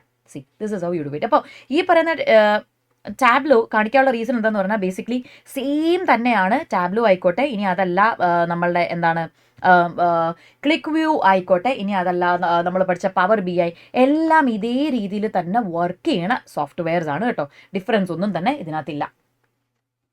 അപ്പോൾ നമ്മൾ ഈ പറയുന്ന അക്കൗണ്ടിങ് പ്രൊഫഷണൽസ് അല്ലെങ്കിൽ ഏത് കോർപ്പറേറ്റ് ഇപ്പം പ്രൊക്യൂർമെൻ്റ് ആയിക്കോട്ടെ എല്ലാവരെ സംബന്ധിച്ചിടത്തോളം ശരിക്കും പറഞ്ഞാൽ ഡേറ്റ അനാലിസിസ് ചെയ്യാൻ വളരെ ഈസിയാണ് ഈ പറയുന്ന സംഭവം അറിയാമെങ്കിൽ. നമുക്ക് ബുദ്ധിമുട്ടിയിരുന്ന പണ്ടൊക്കെയാണെങ്കിൽ നമ്മൾ സ്കൂളിലൊക്കെ പഠിച്ചിട്ടില്ലേ പൈച്ചാട്ട് വരയ്ക്കുക അല്ലെങ്കിൽ ഗ്രാഫ് വരയ്ക്കുക, അങ്ങനെയുള്ള ഒരു ആവശ്യവും ഇന്നില്ല. You can just do it all through your system. Data mining എന്ന് പറയുമ്പോൾ എന്താ, വേറൊരു പേരെന്താ, നോളജ് ഡിസ്കവറി എന്നാണ് ഇതിന് പറയുന്നത്. പാറ്റേൺസിനെ കണ്ടുപിടിക്കാൻ വേണ്ടി അല്ലെങ്കിൽ മാസീവ് ഡേറ്റയിൽ നിന്ന് നമുക്ക് ആവശ്യമായിട്ടുള്ള ഇൻഫർമേഷനെ കണ്ടുപിടിക്കാൻ വേണ്ടിയിട്ടുള്ള ആ ഒരു എക്സ്ട്രാക്ഷൻ പ്രോസസ്സിനെ നമ്മൾ എന്തെന്ന് പറയും, ഡേറ്റ മൈനിങ് എന്ന് പറയും. അപ്പോൾ ഇതിനകത്ത് കുറച്ച് ടെക്നീക്സ് ഓഫ് ഡേറ്റ മൈനിങ്, ഇതൊരു ഇമ്പോർട്ടൻ്റ് ഒരു ടോപ്പിക്കാണ്. ടെക്നീക്സ് കുറച്ച് കാര്യങ്ങളുണ്ട്. അപ്പോൾ ഇതിൻ്റെ പ്രോസസ്സ് എന്തൊക്കെയാണ് വരിക, ആദ്യം ഡേറ്റ മൈൻ ചെയ്യണമെങ്കിൽ ഒബ്ജക്റ്റീവ് സെറ്റ് ചെയ്യണം. എന്തിനു വേണ്ടി അല്ലേ, we need to know why. അപ്പോൾ ഒബ്ജക്റ്റീവ് ആദ്യം സെറ്റ് ചെയ്യുക, അതിനുശേഷം ഡേറ്റാനെ പ്രിപ്പയർ ചെയ്യുക. പ്രിപ്പയർ ചെയ്യുമ്പോൾ എന്തെങ്കിലും നമുക്ക് അതിനകത്ത് ഡേറ്റയ്ക്കകത്ത് എന്തെങ്കിലും എറേഴ്സോ എന്തെങ്കിലും സ്ട്രക്ചറൽ എററോ എന്തെങ്കിലും നോയ്സ് എന്ന് പറയുമ്പോൾ അതിനകത്ത് എന്താ തെറ്റോ അങ്ങനെ എന്തെങ്കിലും ഉണ്ട്, അല്ലെങ്കിൽ അങ്ങനെ എന്തെങ്കിലും പ്രശ്നങ്ങളുണ്ട്, അതിനെയൊക്കെ നമ്മൾ റിമൂവ് ചെയ്യണം. ഇനി അതിനകത്ത് എന്തെങ്കിലും റെപ്പറ്റീഷൻ, മിസ്സിംഗ് നമ്പേഴ്സ്, ഔട്ട്ലയർ, ഇതുമായി ബന്ധമില്ലാത്ത എന്തെങ്കിലും കാര്യമുണ്ട്, ഒക്കെ റിമൂവ് ചെയ്യണം. ഇനി model building and pattern mining. Model building എന്ന് പറയുമ്പോൾ എന്താണ്, നമ്മൾ ഏത് മോഡൽ, അതായത് സൂപ്പർവൈസ്ഡ് എടുക്കുമോ, നമ്മൾ ക്ലാസിഫിക്കേഷന് പോകണോ, അൺസൂപ്പർവൈസ്ഡ് പോകണോ എന്നുള്ള കാര്യം നമ്മൾ ശ്രദ്ധിക്കണം. ലാസ്റ്റ്ലി നമ്മൾ എന്ത് ചെയ്യാണ്, നമുക്ക് ഡേറ്റ നമ്മൾ മൈൻ ചെയ്ത ശേഷം നമ്മൾ റിസൾട്ടിനെ ഇവാലുവേറ്റ് ചെയ്യും. എന്നിട്ട് നമ്മൾ അത് ഉപയോഗിച്ചിട്ട് വി വിൽ ഡെഫിനറ്റ്ലി ടേക്ക്, നമ്മൾ ആ ഒരു നോളജ്, അതിൽ നിന്ന് കിട്ടിയ ആ ഒരു നോളജ് വെച്ചിട്ട് ബെറ്റർ അണ്ടർസ്റ്റാൻഡിങ്ങിന് വേണ്ടിയിട്ട് നമ്മളുടെ കമ്പനീൻ്റെ ഒബ്ജക്റ്റീവ്സ് അച്ചീവ് ചെയ്യാൻ വേണ്ടി will be definitely taking good decisions. ഇതിന് കുറച്ച് ടെക്നീക്സ് ഉണ്ട്. എല്ലാം വളരെ സിമ്പിളാണ്. പക്ഷേ മെറ്റീരിയൽ ഇപ്പം നമ്മളത് ഇത് നോക്കുകയാണെങ്കിൽ നിങ്ങൾക്ക് കുറച്ച് കോംപ്ലക്സ് ആയിട്ട് തോന്നും. But no, it is very easy. Association rule എന്ന് പറഞ്ഞു കഴിഞ്ഞാൽ ഇത്ര മാത്രമേ ഉള്ളൂ. അതായത് വേരിയബിൾസ്, നമ്മുടെ ഡേറ്റാ സെറ്റിലുള്ള വേരിയബിൾസ് തമ്മിലുള്ള ബന്ധങ്ങളെ, അസോസിയേഷൻസിനെ അത് തമ്മിലുള്ള ലിങ്കിനെ കണ്ടുപിടിക്കാൻ നമുക്ക് എന്തുപയോഗിക്കാം, അസോസിയേഷൻ റൂൾ. 2, ന്യൂറൽ നെറ്റ്വർക്ക് എന്ന് പറയുമ്പോൾ ഇതിനകത്ത് ഇത്ര മാത്രമേ ഉള്ളൂ. ഹ്യൂമൻ ബ്രെയിൻ പോലെ തന്നെ ഇതിനകത്ത് ഡിഫറെൻറ്റ് നോട്ട്സ് വരുന്നുണ്ട്, ഡിഫറെൻറ്റ് ലെയർസ് വരുന്നുണ്ട്. ഇതിൽ കുറച്ച് ടേംസ് നിങ്ങൾ കാണാൻ കഴിയും. നിങ്ങൾക്ക് ഗ്രേഡിയൻ സ്കെയിൽ അല്ലെങ്കിൽ ലോസ് ഫംഗ്ഷൻ, ഇതൊക്കെ ഇങ്ങനെ കുറച്ച് ടേംസ് നിങ്ങൾക്ക് കാണാൻ കഴിയും. നിങ്ങൾ ഡീറ്റെയിൽഡ് ആയിട്ട് അതെന്താണെന്ന് നിങ്ങൾ പോവേണ്ട ആവശ്യമില്ല. നിങ്ങൾ ഇത്ര മാത്രം ഊഹിച്ചു വെക്കുക, മനസ്സിലാക്കി വെക്കുക. അതായത് ഓരോ ആൻസറിനും, okay, answer A, answer B, answer C, ഒരു പർട്ടിക്കുലർ കാര്യത്തിനുള്ള ഡിഫറെൻറ്റ് റെസ്പോൺസസിന് എല്ലാത്തിനും ഇവർ ഓരോ വാല്യൂ സെറ്റ് ചെയ്ത് അതിന് കുറച്ച് വെയിറ്റ് ആഡ് ചെയ്യും എന്നൊക്കെ നമ്മൾ പറയും. ചെയ്തിട്ട് നമ്മൾ എന്ത് ചെയ്യും, കറക്റ്റായിട്ടുള്ള ഔട്ട്പുട്ടിലേക്ക് എത്താൻ വേണ്ടി നമ്മൾ ഉപയോഗിക്കുന്ന ഒരു ടെക്നിക്കാണ് ഈ പറയുന്ന ന്യൂറൽ നെറ്റ്വർക്ക്. ഇതിനകത്ത് നമ്മൾ പറയുന്നത്. ഇനി ഡിസിഷൻ ട്രീ എന്ന് പറഞ്ഞാൽ നിങ്ങൾക്ക് ഓൾറെഡി അറിയായിരിക്കും. ഇങ്ങനൊരു തീരുമാനം, ഈ തീരുമാനം വന്നു കഴിഞ്ഞാൽ നമുക്ക് ഇങ്ങനൊരു പ്രശ്നമുണ്ടാകാം, ഇങ്ങനൊരു പ്രശ്നമുണ്ടാകാം. ഒരു എയും ഒരു ബിയും, 2 പ്രശ്നങ്ങൾ. ഈ എ ചൂസ് ചെയ്ത് കഴിഞ്ഞാൽ അതിൻ്റെ ഇടയിൽ പിന്നെയും ഇങ്ങനൊരു വേറെ 2 സിനാരിയോസ് വരാം. ഇങ്ങനെ നമ്മളൊരു മരത്തിൻ്റെ കൂട്ട് നമ്മൾ ഡിഫറെൻ്റ് ആയിട്ട് ഇങ്ങനെ ബ്രാഞ്ച് ഔട്ട് ചെയ്ത് നമ്മളൊരു മരം പോലെ തന്നെ ഒരു തീരുമാനത്തിൻ്റെ ഡിഫറെൻ്റ് ആയിട്ടുള്ള ആസ്പെക്ട്സിനെ നമ്മൾ പിക്ചറൈസ് ചെയ്ത് കാണിക്കുന്നതാണ് ഡിസിഷൻ ട്രീയിൽ. നിയറസ്റ്റ് നെയ്ബർ എന്ന് പറഞ്ഞു കഴിഞ്ഞാൽ നിങ്ങളൊന്ന് മനസ്സിലാക്കുക, നമ്മുടെ കയ്യിലൊരു പുതിയ ഫ്രൂട്ട് ഉണ്ട്. ആ ഫ്രൂട്ട് എന്താണെന്ന് നമുക്കറിയത്തില്ല. അപ്പോൾ നമ്മൾ കണ്ടു കഴിഞ്ഞാൽ പക്ഷേ ആപ്പിൾ പോലെ ഇരിക്കും. കഴിച്ചു നോക്കിയപ്പോഴോ അതേപോലെ ആപ്പിളിൻ്റെ കൂട്ടത്തെ ടേസ്റ്റ് ഉണ്ട് അല്ലേ. അപ്പോൾ നമ്മുടെ കയ്യിലുള്ള സാധനത്തിനെ ഇതിൻ്റെ ക്ലോസ് ആയിട്ടുള്ള വേറൊരു നെയ്ബർ, ഇതിൻ്റെ ഇതേ സ്വഭാവമുള്ള ഒരു സാധനത്തിന് വെച്ച് കമ്പയർ ചെയ്തിട്ട് നമ്മൾ ഇത് ആപ്പിളിൻ്റെ ഫാമിലിയിൽ വരുന്നൊരു ഫ്രൂട്ട് ആയിരിക്കാം എന്ന് നമ്മൾ പറയുന്നതിനാണ് നിയറസ്റ്റ് നെയ്ബർ എന്ന് പറഞ്ഞിട്ടുള്ളത്. ഒരു എക്സാമ്പിൾ ഞാനിവിടെ തന്നിട്ടുള്ളത് എന്താണെന്ന് പറഞ്ഞാൽ, അതായത് 32 വയസ്സുള്ള ഒരാൾ, അയാളുടെ ഇൻകം 70,000 അയാളൊരു കാർ വാങ്ങിക്കുമോ ഇല്ലയോ എന്നുള്ളത്. അപ്പം നമ്മളെ 32ൻ്റെ ക്ലോസ് നെയ്ബർ എന്ന് പറഞ്ഞാൽ ആരൊക്കെയാ, 30ഉം 35ഉമാണ്. അവർ 2 പേരും കാറ് മേടിച്ചിട്ടുണ്ട്. ഓക്കെ, 25കാരനും കാറ് മേടിച്ചിട്ടുണ്ട്. ഇവിടെ 20കാരൻ, ഈ പറയുന്ന 20കാരൻ ഇവൻ്റെ ക്ലോസ് നെയ്ബറേ അല്ല. പിന്നെ ഇവൻ്റെ ക്ലോസ് നെയ്ബർ 35 കഴിഞ്ഞാൽ പിന്നെ വരുന്ന 40 അവനും മേടിച്ചിട്ടുണ്ട്. അപ്പോൾ ഇതിൻ്റെ ഉത്തരം എന്തായിരിക്കും, ക്ലോസ് നെയ്ബേഴ്സ് എല്ലാവരും ഇത് മേടിച്ചിട്ടുള്ളതുകൊണ്ട് സോ മോസ്റ്റ് പ്രോബബ്ലി ഇയാളും എന്തായിരിക്കും ഇവിടെ ആ കാറ് മേടിക്കും. വളരെ സിമ്പിളാണ് പിള്ളേരെ. ഇത് ഇത്രയും സിമ്പിളൊന്നുമല്ല. ഇത് ചെയ്തു വരുമ്പോൾ എനിക്കടെ വളരെ പാടാണ്, കുറച്ചും കൂടി കോംപ്ലിക്കേറ്റഡ് ആണ്. പക്ഷേ കാര്യം എന്താണെന്ന് നിങ്ങൾക്ക് മനസ്സിലായി എന്ന് പ്രതീക്ഷിക്കുന്നു. That is called KNN algorithm or nearest neighbour. ഇനി ഡേറ്റ മൈനിങ് എന്തിനാണ് എന്നുള്ളത്, അതിന് കുറച്ച് റീസൺസ് ഉണ്ട്. ഒന്ന്, ഡേറ്റ മൈനിങ് ഉപയോഗിച്ച് കഴിഞ്ഞാൽ നമുക്ക് എന്ത് ചെയ്യാം, മണി ലോണ്ടറിങ് എന്തെങ്കിലും നടക്കുന്നു, എന്തെങ്കിലും ഫിനാൻഷ്യൽ സാമ്പത്തികമായിട്ടുള്ള ഉടായ്പകൾ നടക്കുന്നുണ്ടെങ്കിൽ അത് കണ്ടുപിടിക്കാം. ഓക്കെ, ഇതൊരു ഇമ്പോർട്ടൻറ്റ് ക്വസ്റ്റ്യൻ ആണ്. നമ്മൾ വേറൊരു നമുക്കൊരു ക്വസ്റ്റ്യൻ പേപ്പറിലും സെയിം ക്വസ്റ്റ്യൻ വരുന്നുണ്ട്. ഇനി അതല്ലെങ്കിൽ ഒരാൾ കടം എടുത്തുകൊണ്ട് പോയിട്ടുണ്ട് എങ്കിൽ അയാൾ കറക്റ്റായിട്ട് ആ ലോൺ തിരിച്ചടയ്ക്കുമോ, ഓക്കെ, അയാൾക്ക് സിവിൽ സ്കോറൊക്കെ ഉണ്ടോ, ഓക്കെ, എന്നിട്ട് അതേപോലെ തന്നെ അയാളെ നമുക്ക് വിശ്വസിച്ച് നമുക്ക് ആ ഒരു അത്രയും വലിയൊരു എമൗണ്ട് അയാൾക്ക് കൊടുക്കാമോ എന്നുള്ള കാര്യങ്ങൾ കണ്ടുപിടിക്കാൻ ഡേറ്റ മൈനിങ് ഹെൽപ്പ് ചെയ്യും. ടാർഗറ്റ് മാർക്കറ്റിംഗ് എന്ന് പറയുമ്പോൾ ചില ഈ ഒരു പർട്ടിക്കുലർ മാർക്കറ്റിൽ നമ്മൾ ഇറങ്ങിക്കഴിഞ്ഞാൽ നമ്മൾക്ക് ലാഭം ഉണ്ടാക്കാൻ പറ്റുമോ, ഇവിടെ കസ്റ്റമേഴ്സ് നമുക്ക് ഉണ്ടാകുമോ, അങ്ങനെയുള്ള മാർക്കറ്റ് ഡിസിഷൻസ് എടുക്കാൻ നമ്മളെ സഹായിക്കും ഡേറ്റ മൈനിങ്. അല്ലെ നമുക്ക് അതിൽ നിന്ന് ലാഭം ഉണ്ടാവുമോ, ഇതൊക്കെ മനസ്സിലാക്കാം. ഡേറ്റ വെയർ ഹൗസ് എന്ന് പറയുമ്പോൾ ഡേറ്റ ഇൻവെൻട്രി. അപ്പോൾ ഡേറ്റ എന്ന് പറയുമ്പോൾ ഇന്നത്തെ data is the new oil എന്നാണ് നമ്മൾ പറയുന്നത്. കാര്യം ഏറ്റവും വാല്യുബിൾ ആയിട്ടുള്ള സാധനമാണ് എന്ത്, ഡേറ്റ ഇന്നത്തെ കാലത്ത്. അപ്പോൾ നമുക്ക് എന്ത് ചെയ്യാൻ പറ്റും, അതായത് വലിയ വോളിയം ഡേറ്റാനെ കറക്റ്റായിട്ട് യൂസ് ചെയ്യാനും അതിനെ നന്നായി ഇവാലുവേറ്റ് ചെയ്യാനും ഒക്കെ ഡേറ്റ മൈനിങ് നമ്മളെ ഹെൽപ്പ് ചെയ്യും. ഇനി ഒരു ചെറിയൊരു ടോപ്പിക്കും കൂടി ഇതിനകത്തുണ്ട്. ഡേറ്റ അനലിറ്റിക്സ് എന്താണ്? ഡേറ്റ അനലിറ്റിക്സ് എന്ന് പറയുമ്പോൾ എന്താ, ഈ സബ്ജക്റ്റിൻ്റെ പേര് എന്താ, business data analytics. So analytics എന്ന് പറയുമ്പോൾ എന്താണ്, അൺപ്രോസസ്ഡ് ഡേറ്റാ സെറ്റ്സിനെ, അതായത് അൺപ്രോസസ്ഡ് എന്ന് പറയുമ്പോൾ വലിയ വലിയ ഡേറ്റാ സെറ്റ്സിനെ ഇവാലുവേറ്റ് ചെയ്യുക, അതിൽ നിന്ന് കൺക്ലൂഷൻസ് വരയ്ക്കുന്ന ആ ഒരു പ്രോസസ്സിനെ നമ്മൾ എന്തെന്ന് വിളിക്കുക, ഡേറ്റ അനലിറ്റിക്സ് എന്ന് നമ്മൾ വിളിക്കുക. കുറച്ച് സ്റ്റെപ്പ് ഉണ്ട്. ആദ്യം നമ്മൾ ഡേറ്റാനെ എന്ത് ചെയ്യണം, ഗ്രൂപ്പ് ചെയ്യണം. അത് പല റീസൺസിൻ്റെ പേരിലാവാം. ഡെമോഗ്രാഫിക്സ്, ഏജ്, ജെൻഡർ, പോപ്പുലേഷൻ, അതിൻ്റെയൊക്കെ ബേസിസിലാവാം തരംതിരിക്കുക. എന്നിട്ട് നമ്മൾ അതുമായി ബന്ധപ്പെട്ട ഡേറ്റാനെ കളക്ട് ചെയ്യും, ഓർഗനൈസ് ചെയ്യും. തെറ്റോ കാര്യങ്ങളോ എന്തെങ്കിലും ഉണ്ടെങ്കിൽ നമ്മൾ അതിനെ ക്ലീൻ ചെയ്യും. എന്നിട്ട് നമ്മൾ ഇതിൽ നിന്ന് ഈ 4 പ്രാക്ടീസസ് ആണ്, 4 അനലിറ്റിക്സ് ആണ് നമ്മളിവിടെ പറയാൻ പോണേ. ഈ 4 അനലിറ്റിക്സിൽ ഏതാണ് കറക്റ്റ് എന്നുള്ളത് നമ്മൾ ചൂസ് ചെയ്യും. ഈ 4 അനലിറ്റിക്സും വളരെ ഇമ്പോർട്ടൻ്റ് ആണ്, എക്സ്ട്രീംലി ഇമ്പോർട്ടൻ്റ് ആണ്. ഇതിനകത്ത് ഇത് പൊതുവേ വരുന്ന ചോദ്യമാണ്, എന്താണ് ഡിസ്ക്രിപ്റ്റീവ് എന്താണ് കാര്യം. പൊതുവേ എന്ന് പറയുമ്പോൾ കുറേ നാളത്തെ ക്വസ്റ്റ്യൻ പേപ്പറൊന്നും നമുക്ക് പറയാനില്ല, കാര്യം റീസെൻ്റ്ലി ആഡ് ചെയ്തിട്ടുള്ളൊരു ടോപ്പിക് ആണല്ലോ ഇത്. അതുകൊണ്ട് സോ ഇല്ല, പക്ഷെ എന്നാൽ കൂടി ഇറ്റ്സ് വെരി ഇമ്പോർട്ടൻറ്റ്. അപ്പോൾ എന്താണ് ഡിസ്ക്രിപ്റ്റീവ്, എന്താണ് ഡയഗ്നോസ്റ്റിക്, എന്താണ് പ്രഡിക്റ്റീവ്, എന്താണ് പ്രിസ്ക്രിപ്റ്റീവ് എന്നുള്ളത് നോക്കാം. അപ്പോൾ മക്കളെ ഇത് വളരെ ഇമ്പോർട്ടൻ്റ് ആണ്. നിങ്ങൾക്ക് ഇതിൻ്റെ നോട്ട്സ് വേണമെങ്കിൽ if you want the PDF please feel free to just comment. I will be more than happy to share that with U.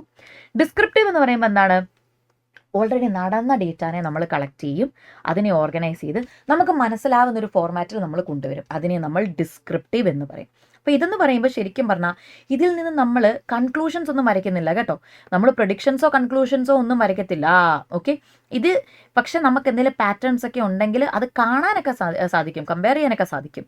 അപ്പോൾ ഇതിനകത്ത് ശരിക്കും പറഞ്ഞാൽ ഈ പറയുന്ന ഡേറ്റ പ്രിപ്പറേഷൻ്റെ തന്നെ, അതായത് ഭാവി അതിനുശേഷം ഈ പ്രസൻറ്റ് ചെയ്ത ഡേറ്റാനെയാണ് നമ്മൾ പിന്നെ അനലൈസ് ചെയ്യുന്നത്. അപ്പോൾ അതിൻ്റെ സ്റ്റാർട്ടിംഗ് പോയിന്റ് എന്ന് നമുക്ക് എന്തിനെ പറയാം, ഈ പറയുന്ന ഡേറ്റ ഡിസ്ക്രിപ്റ്റീവ് അനലിറ്റിക്സിനെ നമുക്ക് പറയാം.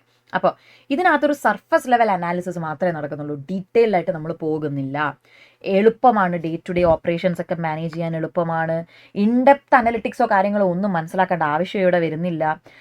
അതാണ് അതിൻ്റെ അഡ്വാൻറ്റേജ്. എങ്കിൽ ഇതിന് ഡിസഡ്വാൻറ്റേജ് ഉണ്ട്. പഴയ ഡേറ്റ അല്ലേ നമ്മൾ എടുക്കുന്നത്.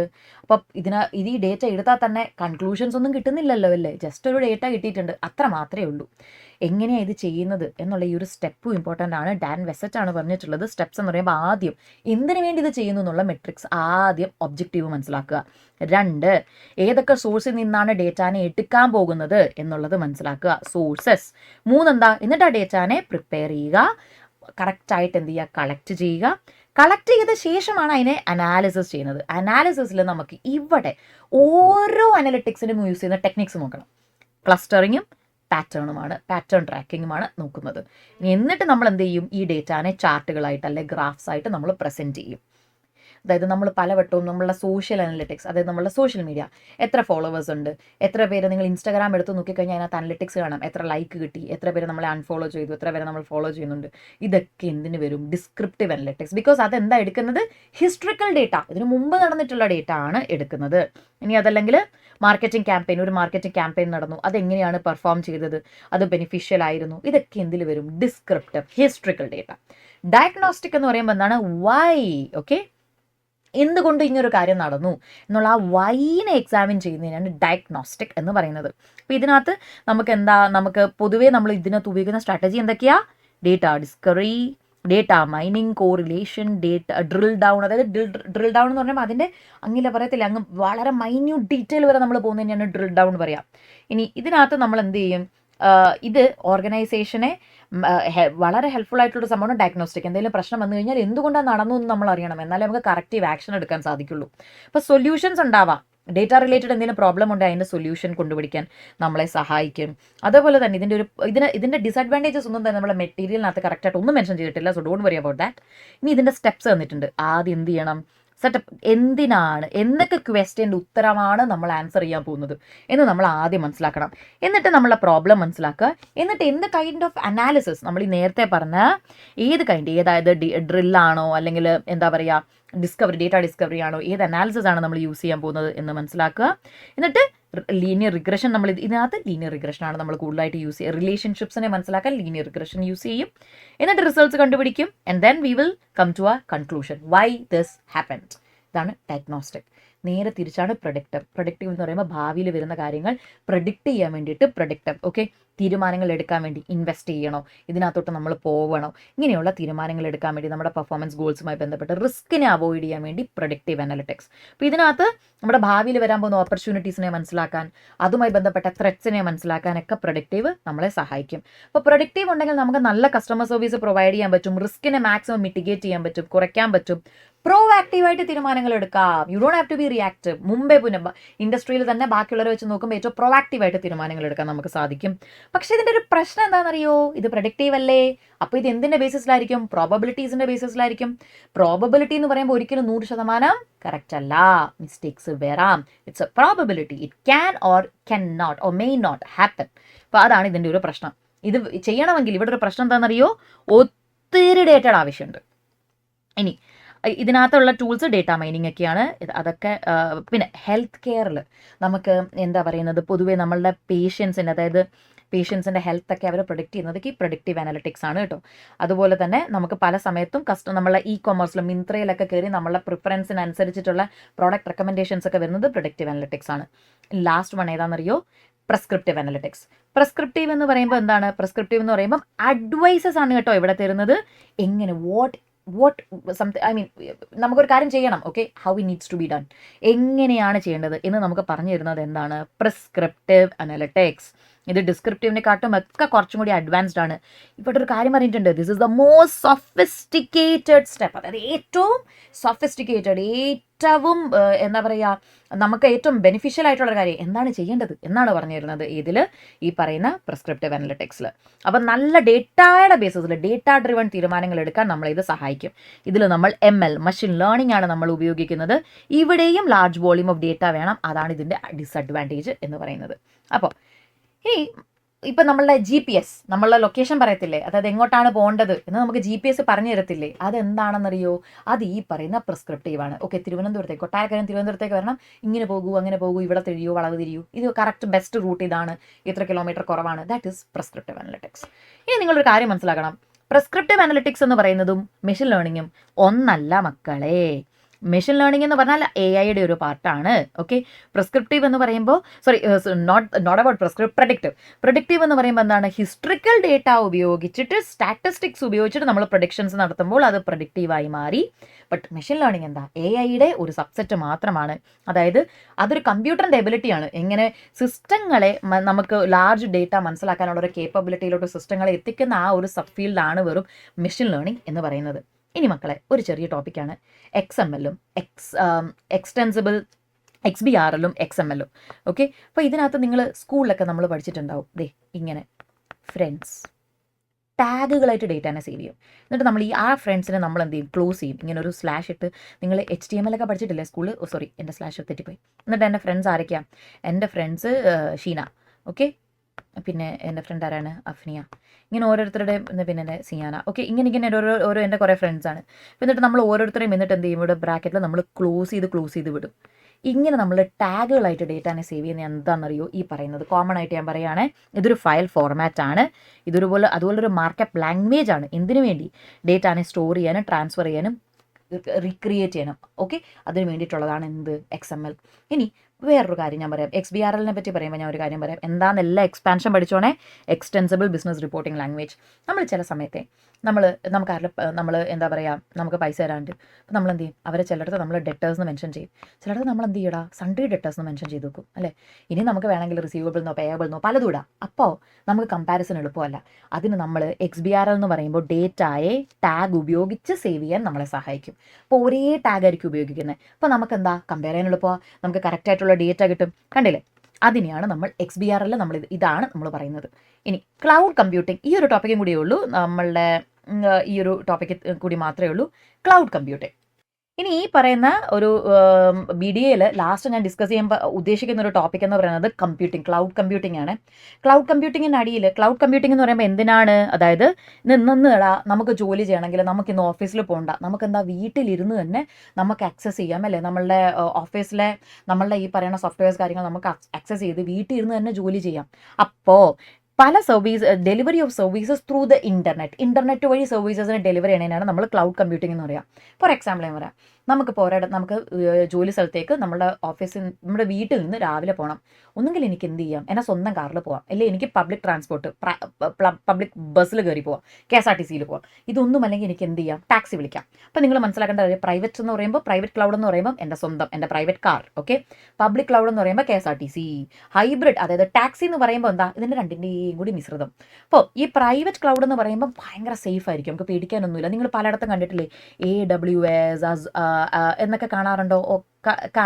AWS എന്നൊക്കെ പറഞ്ഞാൽ ആമസോണിൻ്റെ ക്ലൗഡും കാര്യങ്ങളൊക്കെ, ഇതൊക്കെ ഈ പറയുന്ന ക്ലൗഡിൻ്റെ നമ്മളുടെ ആപ്പിളിൻ്റെ ഇങ്ങനെയൊക്കെയുള്ള എക്സാമ്പിൾസാണ്. പ്രൈവറ്റ് എന്ന് പറയുമ്പോൾ ഇത്തിരി എക്സ്പെൻസീവ് ആയിരിക്കും, പക്ഷെ നല്ല സേഫ്റ്റി ഉണ്ടായിരിക്കും. ഇനി പബ്ലിക് ക്ലൗഡ് എന്ന് പറയുമ്പോഴത്തേക്ക് നമുക്ക് അതായത് ശരിക്കും പറഞ്ഞാൽ കമ്പയർഡ് ടു പ്രൈവറ്റ് അത്ര സേഫ്റ്റി ഉണ്ടാവില്ല, ബട്ട് എന്നാലും ഓക്കെ, മാനേജബിൾ ആണ്. അപ്പോൾ ഇതിനകത്ത് ശരിക്കും പറഞ്ഞാൽ നമുക്ക് റീസോഴ്സസും കാര്യങ്ങളൊക്കെ നമ്മൾ പബ്ലിക്കിൽ ഷെയർ ആയിരിക്കും നമ്മൾ ചെയ്യുക. ഹൈബ്രിഡ് എന്ന് പറഞ്ഞാൽ രണ്ടിൻ്റെയും കൂടി ഒരു മിക്സ്ചറാണ് ഹൈബ്രിഡ്. അപ്പോൾ ഇതിനകത്ത് എങ്ങനെയാണെന്ന് പറഞ്ഞു കഴിഞ്ഞാൽ, നമുക്ക് ഭയങ്കര കോൺഫിഡൻഷ്യലായിട്ട് വെക്കേണ്ട കാര്യങ്ങളെ നമുക്ക് പ്രൈവറ്റ് ക്ലൗഡിലും വെക്കാം, അല്ലെങ്കിൽ അത്രയും ഒന്നും പ്രശ്നമില്ലാത്ത കാര്യങ്ങളെ നമുക്ക് പ്രൈവറ്റിലും വെക്കാം. സോ നമുക്ക് ഇത് ഒരു നമ്മൾ ഉപയോഗിക്കുന്നതിനനുസരിച്ച് നമ്മൾ പൈസ കൊടുത്താൽ മതി. പേ ആസ് യു ഗോ മോഡലാണ്. ഇനി ലാസ്റ്റ് ഒരു കാര്യം, ഇത് നിങ്ങളുടെ ഫസ്റ്റ് യൂണിറ്റ് ഉള്ളതാണ്, പക്ഷേ ഞാനിതിൽ ഇൻക്ലൂഡ് ചെയ്യാനുള്ള മെയിൻ റീസൺ വേറെ ഒന്നും കൊണ്ടല്ല. പ്രൊഫഷണൽ സ്കെപ്റ്റിസിസം റിഗാർഡിംഗ് ഡേറ്റ എന്ന് പറയുമ്പോൾ നിങ്ങൾ ആദ്യം ഓർക്കേണ്ട ഒരു കാര്യം, അതിൽ മെൻഷൻ ചെയ്യേണ്ട ഒരു കാര്യമാണ് ഫോൾസ് പോസിറ്റീവ്സ് എന്നുള്ള കാര്യം. അതായത് നമ്മൾ വിചാരിക്കും ഈ പറയുന്ന നമ്മളുടെ ഡേറ്റ എത്രമാത്രം സേഫ് ആണ് എന്ന് നമ്മൾ വിചാരിക്കാറുണ്ട്. കാര്യം നമ്മൾ ഈ ഡേറ്റ ഷെയർ ചെയ്യുമ്പോൾ, അതായത് ഈ പറയുന്ന ഡേറ്റാനെ കമ്പനി ഹാൻഡിൽ ചെയ്യുമ്പോൾ നിങ്ങൾ മനസ്സിൽ വെക്കേണ്ട ഒരു കാര്യം, എപ്പോഴും നിങ്ങളുടെ ഡേറ്റയുടെ ഓണർഷിപ്പ് നിങ്ങൾക്ക് തന്നെയാണ്. എൻ്റെ ഡേറ്റ ഞാൻ ഒരു കമ്പനിക്ക് ഷെയർ ചെയ്തിട്ടുണ്ട് എങ്കിലും അതിൻ്റെ ഓണർഷിപ്പ് ആ കമ്പനിക്കല്ല. I am the owner of the data, okay. Ownership എൻ്റെ കയ്യിലാണ്. അവർ വളരെ ട്രാൻസ്പെറൻ്റ് ആയിട്ട് എന്തിനാണ് ഈ ഡേറ്റ കളക്ട് ചെയ്യുന്നത്, എന്തിനൊക്കെയാണ് ഇത് ഉപയോഗിക്കാൻ പോകുന്നത്, ഇതൊക്കെ എൻ്റെ അടുത്ത് പറയേണ്ട ആവശ്യകതയുമുണ്ട്. അപ്പോൾ ഇതിനകത്ത് ഒരു വലിയ ഡേറ്റ അനലിറ്റിക്സിൽ ഒരു വലിയ പ്രോബ്ലമാണ് ഫോൾസ് പോസിറ്റീവ്. നിങ്ങളിപ്പോൾ ഈ കോവിഡ് ടെസ്റ്റൊക്കെ മേടിച്ചിട്ടുണ്ടാവുമല്ലോ കൊറോണ വന്ന സമയത്ത്. ആ സമയത്ത് അതിൻ്റെയൊക്കെ മേളിൽ ചിലതിനകത്ത് 90% അക്യുറസി അല്ലെങ്കിൽ 95% അക്യുറസി എന്നൊക്കെ എഴുതിയിട്ടുണ്ടാവും. അതിൻ്റെ അർത്ഥം 100 പേര് നടത്തി കഴിഞ്ഞാൽ 95 ആളുകളുടെ ശരിയും ബാക്കി 5 പേരുടെ എന്തായിരിക്കും, തെറ്റായിരിക്കും കിട്ടുക. അല്ലെങ്കിൽ 90% 100 പേര് നടത്തുമ്പോൾ 90 പേരുടെ ശരിയും 10 പേരുടെ തെറ്റുമായിരിക്കും കിട്ടുക. അപ്പോൾ ഡേറ്റ വളരും തോറും ഇതിനെയാണ് നമ്മൾ എന്തെന്ന് പറയുക, അതായത് ആ തെറ്റ് കിട്ടിയ ആളുകളില്ലേ, ആ തെറ്റ് കിട്ടിയ ആളുകൾക്ക് പക്ഷേ തെറ്റാണെന്ന് അറിയത്തില്ലല്ലോ അല്ലേ. എൻ്റെ റിസൾട്ട് നോക്കിയപ്പോൾ ഞാൻ ആ 100 ഒരാളാണ് അവസ്ഥ, ഈ 95 ബാക്കി 5 പെട്ട ഒരാളാണ് ഞാനെങ്കിൽ കൊറോണ ഇല്ലെങ്കിലും എനിക്ക് കൊറോണ ഉണ്ടെന്നായിരിക്കും ചിലപ്പോൾ കിട്ടിയിട്ടുണ്ടാവുക. അപ്പോൾ എനിക്ക് വന്നിട്ടുള്ളത് എന്താ, ഫോൾസ് പോസിറ്റീവാണ്. ഞാൻ കൊറോണ ഇല്ല, ബട്ട് എൻ്റെ റിസൾട്ട് പോസിറ്റീവാണ്. തെറ്റ് വരാം, അതുകൊണ്ടാണ് 95% അക്യുറസി അല്ലെങ്കിൽ 90% അക്യുറസി എന്നൊക്കെ ഇവർ പറയുന്നത്. അപ്പോൾ ഡേറ്റ ഈ 100 എന്നുള്ളത് ഒരു 10,000 ആകുമ്പോൾ അതിനനുസരിച്ച് ഈ പറയുന്ന ഫോൾസ് പോസിറ്റീവ്സ് എന്ത് ചെയ്തുകൊണ്ടിരിക്കും, കൂടിക്കൊണ്ടേയിരിക്കും. ഓക്കെ, എനിക്ക് ജസ്റ്റ് ഈ ഫോൾസ് പോസിറ്റീവ് എന്താണെന്ന് പറയാൻ വേണ്ടിയിട്ടാണ് ഈ ഒരു ടോപ്പിക് ഞാൻ എടുത്തത്. അപ്പോൾ ഇത്രയൊക്കെയാണ് ഞാൻ ഡിസ്കസ് ചെയ്യണമെന്ന് ആഗ്രഹിച്ച കുറച്ച് ടോപ്പിക്സ്. ഇനി നമ്മളുടെ ക്വസ്റ്റ്യൻസിലോട്ട് നമുക്ക് പോവാം മക്കളെ. ഓക്കെ, ഇത് നമ്മളുടെ June 24. ഈസിയാണ്, നമ്മൾ പറഞ്ഞ കാര്യങ്ങളാണ്, അതുകൊണ്ട് പെട്ടെന്ന് തന്നെ എനിക്ക് ആൻസേഴ്സ് പറയാൻ പറ്റും. ഫസ്റ്റ് ക്വസ്റ്റ്യൻ എന്താണ്, ഇതിനകത്ത് ഏതാണ് which of the following is not an objective of digitalisation? ഏതാണ് ഒബ്ജക്റ്റീവ് അല്ലാത്തത്? Widespread access of data objective ആണ് അല്ലേ. പ്രിസർവേഷൻ ഓഫ് ഡേറ്റ ഒബ്ജക്റ്റീവ് ആണ്. ലാർജ് ഗ്രൂപ്പ് ഓഫ് യൂസേഴ്സ് അതും ഒബ്ജക്റ്റീവ് ആണ്, അത്രയും പേരെ സെർവ് ചെയ്യാൻ പറ്റും. ബട്ട് ഇത് നോക്കിക്കേ, ഫിസിക്കൽ സ്റ്റോറേജ് സ്പേസ് വേണോ? വേണ്ട, നമുക്ക് അത്രയും സ്ഥലമൊന്നും ആവശ്യമില്ല. നമ്മൾ പ്രിൻ്റ് ഔട്ട് എടുത്തൊന്നും വെക്കുന്നില്ല, അതിനല്ലേ നമ്മൾ ഡിജിറ്റലൈസ് ചെയ്യുന്നത്, നമ്മൾ സിസ്റ്റത്തിലാക്കി. So that is not an objective. ഈ second one, which of the following is not a technique of data mining? KNN algorithm, nearest neighbour നമ്മളിപ്പോൾ പഠിച്ചു. ന്യൂറൽ നെറ്റ്വർക്ക്, ഞാൻ ബ്രെയിൻസിൻ്റെ കൂട്ട് എന്ന് പറഞ്ഞു. ഗ്രേഡിയൻ ഡിസെൻറ്റ്, യെസ് അതുമുണ്ട്. ഡിസിഷൻ ട്രീ ഞാൻ നിങ്ങളെ വരച്ച് കാണിച്ചതാണ്, അതുമുണ്ട്. പ്രിഡിക്റ്റീവ് അനലിറ്റിക്സ് അല്ല. So that is not a technique. Data മൈനിങ്ങിൻ്റെ ഒരു ടെക്നിക്കല്ല. അപ്പം അടുത്തത് എന്താ, implementation of data mining in finance and management is one of the most important segment of BDA, business data analytics. In this context, illustrate the data mining applications. ഇത് നമ്മളിപ്പോൾ പഠിച്ചല്ലേ, എന്താണ് ഒന്നുകൂടെ നോക്കിക്കേ. അതായത് ഡേറ്റ മൈനിങ് ടെക്നിക്സ് ഉപയോഗിച്ച് നമുക്ക് പാറ്റേൺസും ഭാവിയിൽ വരാൻ പോകുന്ന ട്രെൻഡ്സും കാര്യങ്ങളെ നമുക്ക് പ്രൊഡിക്റ്റ് ചെയ്യാൻ നമ്മളെ കൊണ്ട് സാധിക്കും. ഓക്കെ, അപ്പം അതിനകത്ത് നമ്മൾ പൊതുവേ മാത്തമാറ്റിക്കൽ അല്ലെങ്കിൽ നമ്മൾ AI ഒക്കെയാണ് നമ്മൾ എന്ത് ചെയ്യുക, യൂസ് ചെയ്യുക. ഇനി എന്തൊക്കെയാണ് ഡേറ്റ മൈനിങ് ആപ്ലിക്കേഷൻസ്, പ്രത്യേകം ശ്രദ്ധിച്ചോണം മക്കളെ. ആപ്ലിക്കേഷൻസ് എന്തൊക്കെയാണ്? ഒന്ന്, മണി ലോണ്ടറിങ് ഡിറ്റക്ട് ചെയ്യാൻ, അല്ലെങ്കിൽ വേറെ ഫിനാൻഷ്യൽ ക്രൈംസ് കണ്ടുപിടിക്കാൻ നമ്മളെ എന്ത് ചെയ്യും, ഡേറ്റ, അതായത് കള്ളപ്പണം ഇങ്ങനെയൊക്കെയുള്ള സംഭവങ്ങളൊക്കെ കണ്ടുപിടിക്കാനൊക്കെ എന്ത് സഹായിക്കും, ഡേറ്റ മൈനിങ് നമ്മളെ സഹായിക്കും. ബാങ്ക് കസ്റ്റമേഴ്സൊക്കെ ശരിക്കും പറഞ്ഞാൽ എന്തെങ്കിലും മണി ലോണ്ടറിങ് എന്തെങ്കിലും ഉണ്ടെങ്കിൽ അത് കണ്ടുപിടിക്കാൻ സഹായിക്കും. പിന്നെ 2, ലോൺ റീപേയ്മെൻറ്റ് അല്ലെങ്കിൽ കസ്റ്റമർ ക്രെഡിറ്റ് പോളിസി അനാലിസിസ്. അതായത് നമ്മൾ പറഞ്ഞിട്ടുണ്ടായിരുന്നു, കുറച്ച് മുന്നേ നമ്മൾ പറഞ്ഞായിരുന്നു ലോൺ പ്രഡിക്ഷൻ സിസ്റ്റം. അതായത് ഒരാൾക്ക് പൈസ കൊടുത്തു കഴിഞ്ഞാൽ അവർ തിരിച്ച് റീപേയ്മെൻറ്റ് നടത്തുമോ എന്നുള്ള കാര്യം നമുക്ക് മനസ്സിലാക്കാൻ നമ്മളെ ഈ പറഞ്ഞ ഡേറ്റ മൈനിങ് നമ്മളെ സഹായിക്കും. നമ്മളിതിനു മുമ്പ് കൊടുക്കാത്ത വല്ല ഹിസ്റ്ററി വല്ലതും നമ്മളുടെ ഉണ്ടോ? They can definitely no. ഇനി വേറെ എന്താ? Target marketing. ഡേറ്റ മൈനിങ്ങും ടാർഗറ്റ് മാർക്കറ്റിംഗ് എന്ന് പറയുമ്പോൾ എന്താ? ടാർഗറ്റ് മാർക്കറ്റിംഗ് എന്ന് പറയുമ്പോൾ ഏത് മാർക്കറ്റിൽ ടാർഗറ്റ് ഓഡിയൻസ്, ഏത് മാർക്കറ്റിൽ നമ്മൾ പോകണം, അങ്ങനെയുള്ള മാർക്കറ്റ് ഡിസിഷൻസ് എടുക്കാൻ നമ്മളെ സഹായിക്കും. നമ്മൾ ഏർണിങ്സ് എങ്ങനെയായിരിക്കും, മാർജിൻസ് എങ്ങനെയായിരിക്കും, ഇങ്ങനെയുള്ള പ്രൊഡിക്ഷൻസ് നടത്താൻ സഹായിക്കും. പിന്നെ നമ്മളുടെ ഡേറ്റ വെയർ ഹൗസ് നമ്മൾ പറഞ്ഞിട്ടുണ്ടായിരുന്നു, തൊട്ട് മുന്നേ പറഞ്ഞു, data is A new world. It's the same here. നമുക്കൊരു ഡേറ്റ വെയർ ഹൗസ് കൺസ്ട്രക്ട് ചെയ്യാൻ, അതിനെ ഡിസൈൻ ചെയ്യാനും ഡേറ്റ മൈനിങ് സഹായിക്കും. ഇനി രണ്ടാമത്തെ ചോദ്യം എന്തായിരുന്നു? Data plays a very important role in the study of finance and cost accounting. Explain the various ways of classifying type of data. ക്ലാസിഫൈങ്ങിനകത്ത് നമ്മൾ ക്വാണ്ടിറ്റേറ്റീവ്, ക്വാളിറ്റേറ്റീവ്. ഇപ്പോഴത്തെ പുതിയ മെറ്റീരിയലിനകത്ത് സത്യം പറഞ്ഞാൽ റേഷ്യോ സ്കെയിലും ഓർഡിനൽ സ്കെയിലും ഒന്നും പുതിയ മെറ്റീരിയലിനകത്ത് ഇല്ല. പക്ഷേ ജസ്റ്റ് നമ്മളൊന്ന് മെൻഷൻ ചെയ്ത് പോയേക്കാം. ക്വാണ്ടിറ്റേറ്റീവ് എന്ന് കണ്ട സ്റ്റോക്ക് പ്രൈസ് ഡേറ്റ ഇതിൻ്റെ എക്സാമ്പിൾ ആണ് എന്നുള്ള ചോദ്യം വന്നിട്ടുണ്ടായിരുന്നു. സ്റ്റോക്ക് പ്രൈസ് എന്ന് പറയുമ്പോൾ സ്റ്റോക്ക് മാർക്കറ്റിൽ അത് എന്തിൻ്റെയാണ്? ക്വാണ്ടിറ്റേറ്റീവ് ആണ്. അതായത് നമുക്ക് നമ്പേഴ്സിൽ എക്സ്പ്രസ് ചെയ്യാൻ പറ്റുന്നതൊക്കെ എന്താണ്? ക്വാണ്ടിറ്റേറ്റീവ് ഡേറ്റ ആണ്. ഇനി ഫിനാൻഷ്യൽ നമ്മളുടെ സ്റ്റേറ്റ്മെൻറ്റ്സ് എന്താണ്? ക്വാണ്ടിറ്റേറ്റീവ് ഡേറ്റ ആണ്. ഇനി ക്വാളിറ്റേറ്റീവ് ഡേറ്റ എന്ന് പറയുമ്പോൾ എന്താ? അതായത് ടെക്സ്റ്റുകളാകാം, അല്ലെങ്കിൽ നമ്മളുടെ കമ്പനിയുടെ ആനുവൽ റിപ്പോർട്ട് ആവാം, വീഡിയോസ് ആവാം, ഇങ്ങനെയൊക്കെയുള്ള അതിനകത്ത് നമുക്ക് ശരിക്കും പറഞ്ഞാൽ നമ്പേഴ്സിൽ കാണാൻ പറ്റില്ല അല്ലേ. അപ്പം അങ്ങനെയുള്ള സാധനങ്ങളെ നമ്മൾ എന്തെന്ന് പറയും? അതായത് ക്വാളിറ്റേറ്റീവ് ഫോർമാറ്റിലുള്ള ഫിനാൻഷ്യൽ ഡേറ്റാനെ നമ്മൾ ക്വാളിറ്റേറ്റീവ് ഫിനാൻഷ്യൽ ഡേറ്റ എന്ന് നമ്മൾ പറയും. ഇത് പൊതുവെ എങ്ങനെയായിരിക്കും? ടെക്സ്റ്റ് ആയിരിക്കാം. ഇനി വേറൊരു ക്ലാസിഫിക്കേഷനും കൂടി ഉണ്ട്. അതിൽ നമ്മൾ പറയുന്നത് നോമിനൽ, ഓർഡിനൽ, ഇൻ്റർവൽ, റേഷ്യോ എന്നൊരു ക്ലാസിഫിക്കേഷൻ കൂടിയുണ്ട്. അപ്പം നോമിനൽ എന്ന് പറയുമ്പോൾ എന്താണ്? ശരിക്കും പറഞ്ഞാൽ നമ്മൾ ഡേറ്റാനെ നമ്മളിപ്പോൾ ഒരു കളറിൻ്റെ ബേസിസിൽ, അല്ലെങ്കിൽ നമ്മളുടെ സെക്യൂരിറ്റീസിനെ മിഡ് ക്യാപ്, സ്മോൾ ക്യാപ് എന്നൊക്കെ നമ്മൾ ഡിവൈഡ് ചെയ്യുമ്പോൾ, നമ്മൾ ഇക്വിറ്റി അല്ലെങ്കിൽ ഡെറ്റ് ഇക്വിറ്റി എന്നൊക്കെ ഡിവൈഡ് ചെയ്യുമ്പോൾ അതെന്തായി മാറി? നോമിനലായി. അപ്പോൾ ഇതിനകത്ത് എന്താണ്? ഇതിനകത്ത് ന്യൂമറിക്കൽ വാല്യൂസ് ഇല്ല. ഇനി ഓർഡിനൽ എന്ന് പറയുമ്പോൾ നമ്മൾ എന്ത് ചെയ്യുക? ഓർഡിനൽ എന്ന് പറയുമ്പോൾ ശരിക്കും പറഞ്ഞാൽ എന്താ, നമ്മളൊന്ന് ഓർഡറിൽ, എന്ന് പറയുമ്പോൾ നമ്മൾ ഇത് ചെയ്യത്തില്ലേ, എന്താ പറയുക, കാറ്റഗറൈസ് നമ്മൾ ചെയ്യത്തില്ലേ എന്ന് പറയുമ്പോൾ ഒരു ഓർഡറിൽ. അപ്പോൾ ഈ ഓർഡിനൽ സ്കെയിൽ എന്ന് പറയുമ്പോൾ ഡേറ്റാനെ ക്ലാസിഫൈ ചെയ്യാൻ, അതിനെ ഒരു പർട്ടിക്കുലർ ഓർഡറിൽ കൊണ്ടുവരാൻ നമുക്ക് എന്ത് യൂസ് ചെയ്യാം? ഓർഡിനൽ ഉപയോഗിക്കാം. അപ്പോൾ ഇതിനകത്ത് ഏതാണ് ഇതിനകത്ത് ഇപ്പോൾ നമ്മൾ ഇൻ്റലിജൻസ് ലെവൽ അല്ലെങ്കിൽ നമ്മൾക്ക് പല സമയത്തും നമ്മൾക്ക് how happy are you with our service, satisfied, very satisfied, unsatisfied എന്ന് കൊടുക്കാറില്ലേ, അതാണ് ഓർഡിനൽ സ്കെയിൽ എന്ന് പറയുന്നത്. നെക്സ്റ്റ് ഇൻ്റർവെൽ എന്ന് ചോദിക്കുമ്പോൾ എന്താണ്? അതായത് ചില സാധനങ്ങളെ നമുക്ക് അതായത് ഈ ഇൻ്റർവെൽസിൽ നമ്മൾ കാണിക്കും എന്ന് പറയുമ്പോൾ ഇതിനകത്ത് ടെമ്പറേച്ചർ എന്ന് പറയുമ്പോൾ 35 ഡിഗ്രി സെൽഷ്യസ് ഇങ്ങനെയൊക്കെ നമ്മൾ കാണിക്കുമ്പോൾ നമ്മൾ ഈക്വൽ, അതായത് 35 മുതൽ നമ്മൾ 40 ഡിഗ്രി, 40 മുതൽ 45 ഡിഗ്രി ഇങ്ങനെ നമ്മൾ കാണിക്കുമ്പോൾ അത് ഇൻ്റർവെൽ സ്കെയിലായി. അടുത്തത് റേഷ്യോ സ്കെയിൽ. അപ്പോൾ ഇതിനകത്തൊരു ചെറിയൊരു രണ്ടും തമ്മിലുള്ളൊരു വ്യത്യാസം എന്താണെന്ന് പറഞ്ഞാൽ, ഇൻ്റർവെൽ സ്കെയിലിനകത്ത് നമ്മൾ 0 ഡിഗ്രി എന്ന് നമ്മൾ കാണിച്ചു കഴിഞ്ഞാൽ, 0 to 5 എന്ന് നമ്മൾ കാണിച്ചാൽ, 0 to 5 എന്ന് കാണിച്ചാൽ ഇതിനർത്ഥം 0യിൽ ടെമ്പറേച്ചർ ഇല്ല എന്നല്ല. 0യ്ക്ക് അവിടെ എന്തുണ്ട്? 0യിലും അവിടെ ടെമ്പറേച്ചർ ഉണ്ട്. സോ 0യ്ക്ക് അവിടെ വാല്യൂ ഉണ്ട് കേട്ടോ, ടെമ്പറേച്ചർ ഇല്ല എന്നല്ല അതിൻ്റെ അർത്ഥം. റേഷ്യോ സ്കെയിൽ എന്ന് പറയുമ്പോൾ എന്താണ്? ഇത് ഈ പറയണ മൂന്നിൻ്റെയും ഒരു മിശ്രിതമാണ് ഈ പറയണ റേഷ്യോ സ്കെയിൽ എന്ന് പറയുമ്പോൾ. അപ്പോൾ ഇതിനകത്ത് എന്തൊക്കെ എക്സാമ്പിൾ എന്ന് പറയുമ്പം ലെങ്ത് അല്ലെങ്കിൽ ടൈം ഒക്കെ ഇതിൻ്റെ എക്സാമ്പിൾസ് ആണ്. ഇതിനെ നമുക്ക് ഒന്നെങ്കിൽ നമുക്ക് എന്തായിട്ട് കാണിക്കാം? നമ്പേഴ്സായി കാണിക്കാം, അല്ലെങ്കിൽ നമുക്ക് റേഷ്യോ ആയി കാണിക്കാം, ഈക്വൽ ഇൻ്റർവെൽസിൽ നമുക്ക് കാണിക്കാം. നമുക്ക് എങ്ങനെ വേണമെങ്കിലും ഈ 3 രീതിയിൽ നമുക്ക് എന്ത് ചെയ്യാം? കാണിക്കാം. അപ്പോൾ ഈ മൂന്നിൻ്റെയും ക്യാരക്ടറിസ്റ്റിക്സ് ഉണ്ട്. ഇനി ലാസ്റ്റ് ക്വസ്റ്റ്യൻ എന്ന് പറയുന്നത് ഏതാ? എന്തൊക്കെയാണ് ഡേറ്റ വിഷ്വലൈസേഷൻ്റെ സ്റ്റെപ്സ് എന്ന് പറയുന്നത്? അതും ഒരു റിപ്പോർട്ട് ഡിസൈനിലാണ്. എന്തൊക്കെയാണ് റിപ്പോർട്ട് ഡിസൈൻ ചെയ്യുമ്പോഴുള്ള സ്റ്റെപ്സ് എന്തൊക്കെയാണ്? ആദ്യത്തെ എന്താ, ഒരു സ്റ്റോറി കണ്ടുപിടിക്കണം, story telling. Okay, find A story in the data, create A narrative, choose the most suitable data visualisation technique, follow the visual language. അപ്പോൾ ആദ്യത്തെ എന്താ, ഫൈൻഡ് എ സ്റ്റോറി എന്ന് പറയുമ്പോൾ ഡേറ്റ നമ്മൾ അത് ഒരു കഥയായിട്ട് നമ്മൾ ഒരു എന്താ പറയുക, നമ്മൾ ശരിക്കും പറഞ്ഞാൽ നമുക്കത് കാണുമ്പോൾ തന്നെ നമുക്ക് മനസ്സിലാക്കാൻ പറ്റുന്ന രീതിയിൽ വളരെ അപ്പീലിംഗ് ആയിട്ട് നമ്മൾ ഡേറ്റാനെ അറേഞ്ച് ചെയ്ത് നമ്മളൊരു സ്റ്റോറി പോലെ വേണം നമ്മൾ എന്ത് ചെയ്യാൻ, നമ്മളുടെ ഡേറ്റാനെ റിപ്പോർട്ടിൽ നമ്മൾ പ്രസൻറ്റ് ചെയ്യാൻ. ഇതിനകത്ത് എന്തെങ്കിലും മിസ്റ്റേക്സ് ഉണ്ടെങ്കിൽ അല്ലെങ്കിൽ അനാവശ്യമായിട്ടുള്ള ഔട്ട്ലയേഴ്സ് എന്തെങ്കിലും, ഔട്ട്ലയർ എന്ന് പറഞ്ഞാൽ ഇതുമായി ബന്ധപ്പെട്ട ഒരു കാര്യമല്ല, അങ്ങനെയുള്ള കാര്യങ്ങളൊക്കെ റിമൂവ് ചെയ്ത് നമ്മൾ എന്ത് ചെയ്യുക, അങ്ങനെ വേണം നമ്മൾ അതിനെ പിക്ചറൈസ് ചെയ്യാൻ.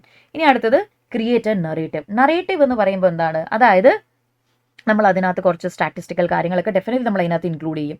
അപ്പോൾ അതിനകത്ത് നമ്മൾ എന്താ പറയുക, when some individuals hear the term data storytelling they believe that it consist of a few statistics and the task is complete. Just statistics അല്ലെങ്കിൽ നമ്പേഴ്സ് മാത്രം കാണിച്ചുകൊണ്ട് നമ്മളുടെ കഥ അവിടെ തീരുന്നില്ല. നമ്മുടെ കഥ, നമ്മളുടെ സ്റ്റോറി ടെല്ലിംഗ് എന്ന് പറയുന്നത് വളരെ എൻഗേജിങ് ആയിട്ടുള്ള നെറേറ്റീവ്, ആളുകൾക്കൊരു ആകാംക്ഷ കൊണ്ടുവരുന്നത് അങ്ങനത്തെ ഒരു രീതിയിലുള്ള ഒരു നെറേറ്റീവ് ആയിരിക്കണം. അവരെ എൻഗേജ് ചെയ്യണം. നല്ല ക്യാച്ചി ആയിട്ടുള്ള ടൈറ്റിലും സബ് ഹെഡിങ്സും ഒക്കെ നമ്മൾ ഉപയോഗിക്കണം. അതല്ലെങ്കിൽ നമ്മൾ എന്ത് ചെയ്യുക, ഒരു അർത്ഥവത്തായിട്ടുള്ള കോണ്ടെക്സ്റ്റ് ഉള്ള കാര്യങ്ങളായിരിക്കണം നമ്മൾ അതിനകത്ത് പറയുന്നത്. ഒരു ബന്ധമില്ലാത്ത സൈസ് കൂട്ടാൻ വേണ്ടി നമ്മൾ അങ്ങനെയുള്ള ഇൻഫർമേഷൻ ഒന്നും ആഡ് ചെയ്യരുത്. കൺസിസ്റ്റൻ്റ് ആയിരിക്കണം. എന്ന് പറയുമ്പോൾ എനിക്കിപ്പോൾ അറിയേണ്ടത്, ഫോർ എക്സാമ്പിൾ മൊത്തം കഴിഞ്ഞിട്ട് ഞാൻ പറയാം.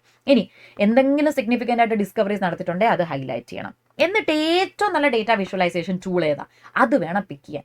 ചിലപ്പോൾ സെയിൽസിൻ്റെ ഒക്കെ ഫിഗേഴ്സ് കാണിക്കാനാണെങ്കിൽ നമ്മൾ ബാർ ഗ്രാഫ് യൂസ് ചെയ്യും, മാർക്കറ്റ് ഷെയർ കാണിക്കാനാണെങ്കിൽ നമ്മൾ പൈ ചാർട്ട് യൂസ് ചെയ്യും. സോ ഓരോന്നിനും ഏതാണ് കറക്റ്റ് അത് നമ്മൾ പിക്ക് ചെയ്യും. എന്നിട്ട് ലാസ്റ്റ് അടുത്ത എന്താ, ഫോളോ ദ വിഷ്വൽ ലാംഗ്വേജ്. ഇതിൻ്റെ അർത്ഥം നമ്മളെ കമ്പനിക്ക് ഒരു വിഷ്വൽ ലാംഗ്വേജ് ഉണ്ടായിരിക്കും, അവർ യൂസ് ചെയ്യുന്ന ഒരു ഫോർമാറ്റ് ഉണ്ടായിരിക്കും, അതുമായിട്ട് അലൈൻഡ് ആയിരിക്കണം. നമ്മൾ ആനുവൽ റിപ്പോർട്ടിൻ്റെയൊക്കെ ഒരു സ്റ്റൈൽ ഉണ്ടായിരിക്കും, അതുമായിട്ട് അലൈൻഡ് ആയിരിക്കണം നമ്മളുടെ ഈ പറയുന്ന റിപ്പോർട്ടും. Lastly publicise. ആ റിപ്പോർട്ടിന് എന്ത് ചെയ്യുക, പബ്ലിക് കൺസംഷന് വേണ്ടിയിട്ട്. ചില റിപ്പോർട്ടൊന്നും നമ്മളെ പബ്ലിക് കൺസംഷൻ അല്ല, ബട്ട് ചിലത് നമ്മൾ എന്ത് ചെയ്യും, ചിലത് നമ്മൾ പബ്ലിക്കിന് കൊടുക്കാറുണ്ട്. അപ്പം ഇനി കാര്യം, എല്ലാ റിപ്പോർട്ടും നമ്മൾ പബ്ലിക് കൺസംഷന് കൊടുക്കാറില്ല. അതിൻ്റെ മെയിൻ റീസൺ നമ്മൾ കോൺഫിഡൻഷ്യൽ ഇൻഫർമേഷൻ പുറത്ത് പോകാതിരിക്കാൻ വേണ്ടിയിട്ടാണ്. ബട്ട് ചിലത് നമ്മൾ എന്ത് കൊടുക്കും. ഇനി ഈ പറയുന്ന ഒരു എക്സാമ്പിൾ ഞാൻ പറയുകയാണ്.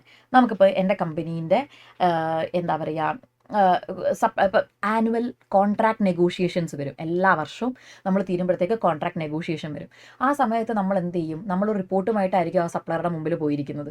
ആ സമയത്ത് ശരിക്കും പറഞ്ഞു കഴിഞ്ഞാൽ നമ്മൾ സംസാരിക്കുന്നത്, ഇത്രയും നാൾ നിങ്ങൾ ഞങ്ങൾക്ക് തന്ന ഓക്കെ, നമ്മൾ എത്ര രൂപയുടെ ഓർഡേഴ്സ് നമ്മൾ പ്ലേസ് ചെയ്തു, അതിനകത്തുനിന്ന് നമ്മൾ എന്താ എത്ര രൂപയുടെ ഓർഡർ പ്ലേസ് ചെയ്തതിൽ നിങ്ങൾ എത്ര സാധനം ഫുൾഫിൽ ചെയ്തു, നിങ്ങൾ എത്ര രൂപയുടെ ഡെലിവറി നമുക്ക് തന്നു, ഓക്കെ, അതിനകത്ത് എത്ര സാധനങ്ങൾ എക്സ്പയറി നിങ്ങൾ റീകളക്ട് ചെയ്തു അല്ലെങ്കിൽ കളക്ട് ചെയ്തില്ല, ഇങ്ങനെയുള്ള നിങ്ങളുടെ ഓരോ ബ്രാൻഡിൻ്റെ പെർഫോമൻസ് എന്താ, തീരെ പെർഫോം ചെയ്യാത്ത ബ്രാൻഡ് ഏതാ, എല്ലാം നമ്മളിങ്ങനെ കാണിക്കും ഓരോ ബാർ ആയിട്ട്. അപ്പോൾ അതൊരു സ്റ്റോറി പോലെയാണ്, നറേറ്റീവ് പോലെയാണ്. എല്ലാം ഒറ്റ രീതിയിൽ ഒറ്റ പിക്ചർ കണ്ടാൽ ഒറ്റ ഡാഷ്ബോർഡ് കണ്ടാൽ നമുക്ക് മനസ്സിലാക്കാം ഇവരുടെ എൻറ്റയർ എങ്ങനെയാണ് ഇവരുടെ ബ്രാൻഡ്സ് പെർഫോം ചെയ്യണേ, എല്ലാം നമുക്ക് മനസ്സിലാക്കാൻ പറ്റും. സോ ഇത്രയും വളരെ സിമ്പിളാണ് എന്ന് വിശ്വസിക്കുന്നു പിള്ളേരെ. ഇതായിരുന്നു നമ്മൾ ജൂൺ 24. ഇനി ഒരു മോഡൽ ക്വസ്റ്റ്യൻ പേപ്പറും കൂടിയുണ്ട്, അതോടെ കൂടി നമ്മൾ വൈൻഡപ്പ് ചെയ്യണമായിരിക്കും. സിമ്പിൾ ആണ്. ആദ്യത്തെ എന്താ, XBRL എന്താണ്, എക്സ്റ്റെൻസിബിൾ ആണോ, എക്സ്റ്റെൻസീവ് ആണോ, എക്സ്റ്റെൻഡഡ് ആണോ, എക്സ്റ്റെൻസീവ് ആണോ, എക്സ്റ്റെൻസിബിൾ ആണ് അല്ലേ. Extensible business reporting language. Geometric distribution is a discrete distribution that assess. ജോമെട്രിക് എന്ന് പറയുമ്പോൾ എന്തായിരുന്നു, ഫസ്റ്റ് സക്സസ് ആണോ, സെക്കൻഡ്, തേർഡ് ഓർ ലെസ്, ഇതൊന്നും എന്തായാലും നമ്മൾ പറഞ്ഞിട്ടില്ല. സോ ഫസ്റ്റ് സക്സസ് ഏത് പ്രോബബിലിറ്റി, ആദ്യത്തെ സക്സസ് വരാനുള്ള ആ ഒരു പ്രോബബിലിറ്റിനെ കണ്ടുപിടിക്കുന്നതാണ് ഏത്, ജോമെട്രിക് ഡിസ്ട്രിബ്യൂഷൻ. സ്കാറ്റർ പ്ലോട്ട് എന്ന് പറയുമ്പോൾ ഒറ്റ സിംഗിൾ ഗ്രാഫിലാണോ കാണിക്കുന്നത്, അതോ 2 ഡിഫറെൻറ്റ് ഗ്രാഫാണോ, 4 ആണോ, നൺ ഓഫ് ദ എബവ്, ഏതാണ് സിംഗിൾ ഗ്രാഫ് അല്ലെ. ഒറ്റ ഗ്രാഫിൽ തന്നെ നമ്മൾ ഡിഫറെൻറ്റ് എല്ലാം ഒറ്റ ഗ്രാഫിൽ കാണിക്കുന്നത് നമ്മൾ എന്തെന്ന് പറയും, സ്കാറ്റർ പ്ലോട്ട്. ഇനി 2 ക്വസ്റ്റ്യൻസ് കൂടെ ഉള്ളൂ. ഇത് മക്കളെ ക്വാണ്ടിറ്റേറ്റീവ് എന്താ, ക്വാളിറ്റേറ്റീവ് എന്താ, ഇത് നമ്മൾ ഓൾറെഡി ഡിസ്കസ് ചെയ്തു. ക്വാണ്ടിറ്റേറ്റീവ് എന്ന് പറയുമ്പോൾ നമ്പേഴ്സ്, ക്വാളിറ്റേറ്റീവ് എന്ന് പറയുമ്പോൾ ടെക്സ്റ്റ് അല്ലേ, നമ്മൾ ഓൾറെഡി പറഞ്ഞതാണ്. സോ അത് വീണ്ടും ഞാൻ ഒന്നുകൂടി റിപ്പീറ്റ് ചെയ്യുന്നില്ല. അതുപോലെ നോമിനൽ റേഷ്യോ. ഇനി ഡിസ്ക്രിപ്റ്റീവ് അനലിറ്റിക്സ് എന്താ, അത് നമ്മൾ ഇന്ന് ക്ലാസ്സിൽ ഡിസ്കസ് ചെയ്തൊരു കാര്യമാണ്. ഡിസ്ക്രിപ്റ്റീവ് എന്ന് പറയുമ്പോൾ എന്താണ്, ഡിസ്ക്രിപ്റ്റീവ് ഹിസ്റ്ററിക്കലാണ് അല്ലേ. ഹിസ്റ്ററിക്കൽ ആയിട്ടുള്ള ഡേറ്റ നമുക്ക് മനസ്സിലാവുന്ന രീതിയിൽ ഹിസ്റ്ററിക്കൽ ഡേറ്റാനെ നമ്മൾ പ്രസൻറ്റ് ചെയ്യുന്നതിനെയാണ് നമ്മൾ ഡിസ്ക്രിപ്റ്റീവ് അനലിറ്റിക്സ് എന്ന് പറയുന്നത്. എന്താണ് നടന്നത്, ഇതൊരിക്കലും കൺക്ലൂഷൻസ് ഡ്രോ ചെയ്യാൻ നമ്മളെ സഹായിക്കുന്നില്ല, പക്ഷേ പല ഡിസിഷൻസിനെ ഭാവിയിൽ വരുന്ന പല കാരണങ്ങളും ഒരു സ്റ്റാർട്ടിംഗ് പോയിന്റ് ആണ് ഡിസ്ക്രിപ്റ്റീവ് അനലിറ്റിക്സ്. ഇതൊക്കെ നമ്മൾ എന്താ പറയുക, കുറച്ച് മുന്നേ നമ്മൾ ഡിസ്കസ് ചെയ്തതാണ്. So I'm not going into detail. Okay, അപ്പം ഡിസ്ക്രിപ്റ്റീവ് അനലിറ്റിക്സ് എന്ന് പറയുമ്പോൾ നമ്മൾ എന്താണ്, 2 ടെക്നിക്ക് ഉപയോഗിക്കും. ഡേറ്റ അഗ്രിഗേഷനും ഡേറ്റ മൈനിങ്ങും നമ്മൾ ഇതിനകത്ത് ഉപയോഗിക്കും. നമ്മൾ ഇതിനകത്ത് മാത്തമാറ്റിക്കൽ മോഡൽസ്, സ്റ്റാറ്റിസ്റ്റിക്കൽ മോഡൽസ് ഉപയോഗിച്ചിട്ടാണ് നമ്മൾ പൈ ചാർട്ടും ഗ്രാഫും ഒക്കെ ഉപയോഗിച്ചിട്ട് എന്ത് ചെയ്യാം, നമുക്ക് കമ്മ്യൂണിക്കേറ്റ് ചെയ്യാം ഡേറ്റാനെ. ഇനി അതിൻ്റെ സ്റ്റെപ്സ് എന്താ? ആദ്യം ഒബ്ജക്റ്റീവ്, ബിസിനസ് മെട്രിക് എന്താണെന്നുള്ളത് കണ്ടുപിടിക്കുക. ഓക്കെ, ഒബ്ജക്റ്റീവ് എന്താണെന്നുള്ളത് നമ്മൾ കണ്ടുപിടിക്കുക.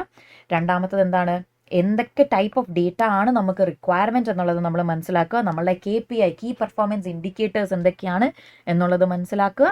3, നമുക്ക് വേണ്ടുന്ന ഡേറ്റാനെയൊക്കെ പ്രിപ്പയർ ചെയ്യുക, കളക്ട് ചെയ്യുക. ഔട്ട്ലയേഴ്സ് ഉണ്ട്, റിമൂവ് ചെയ്യുക.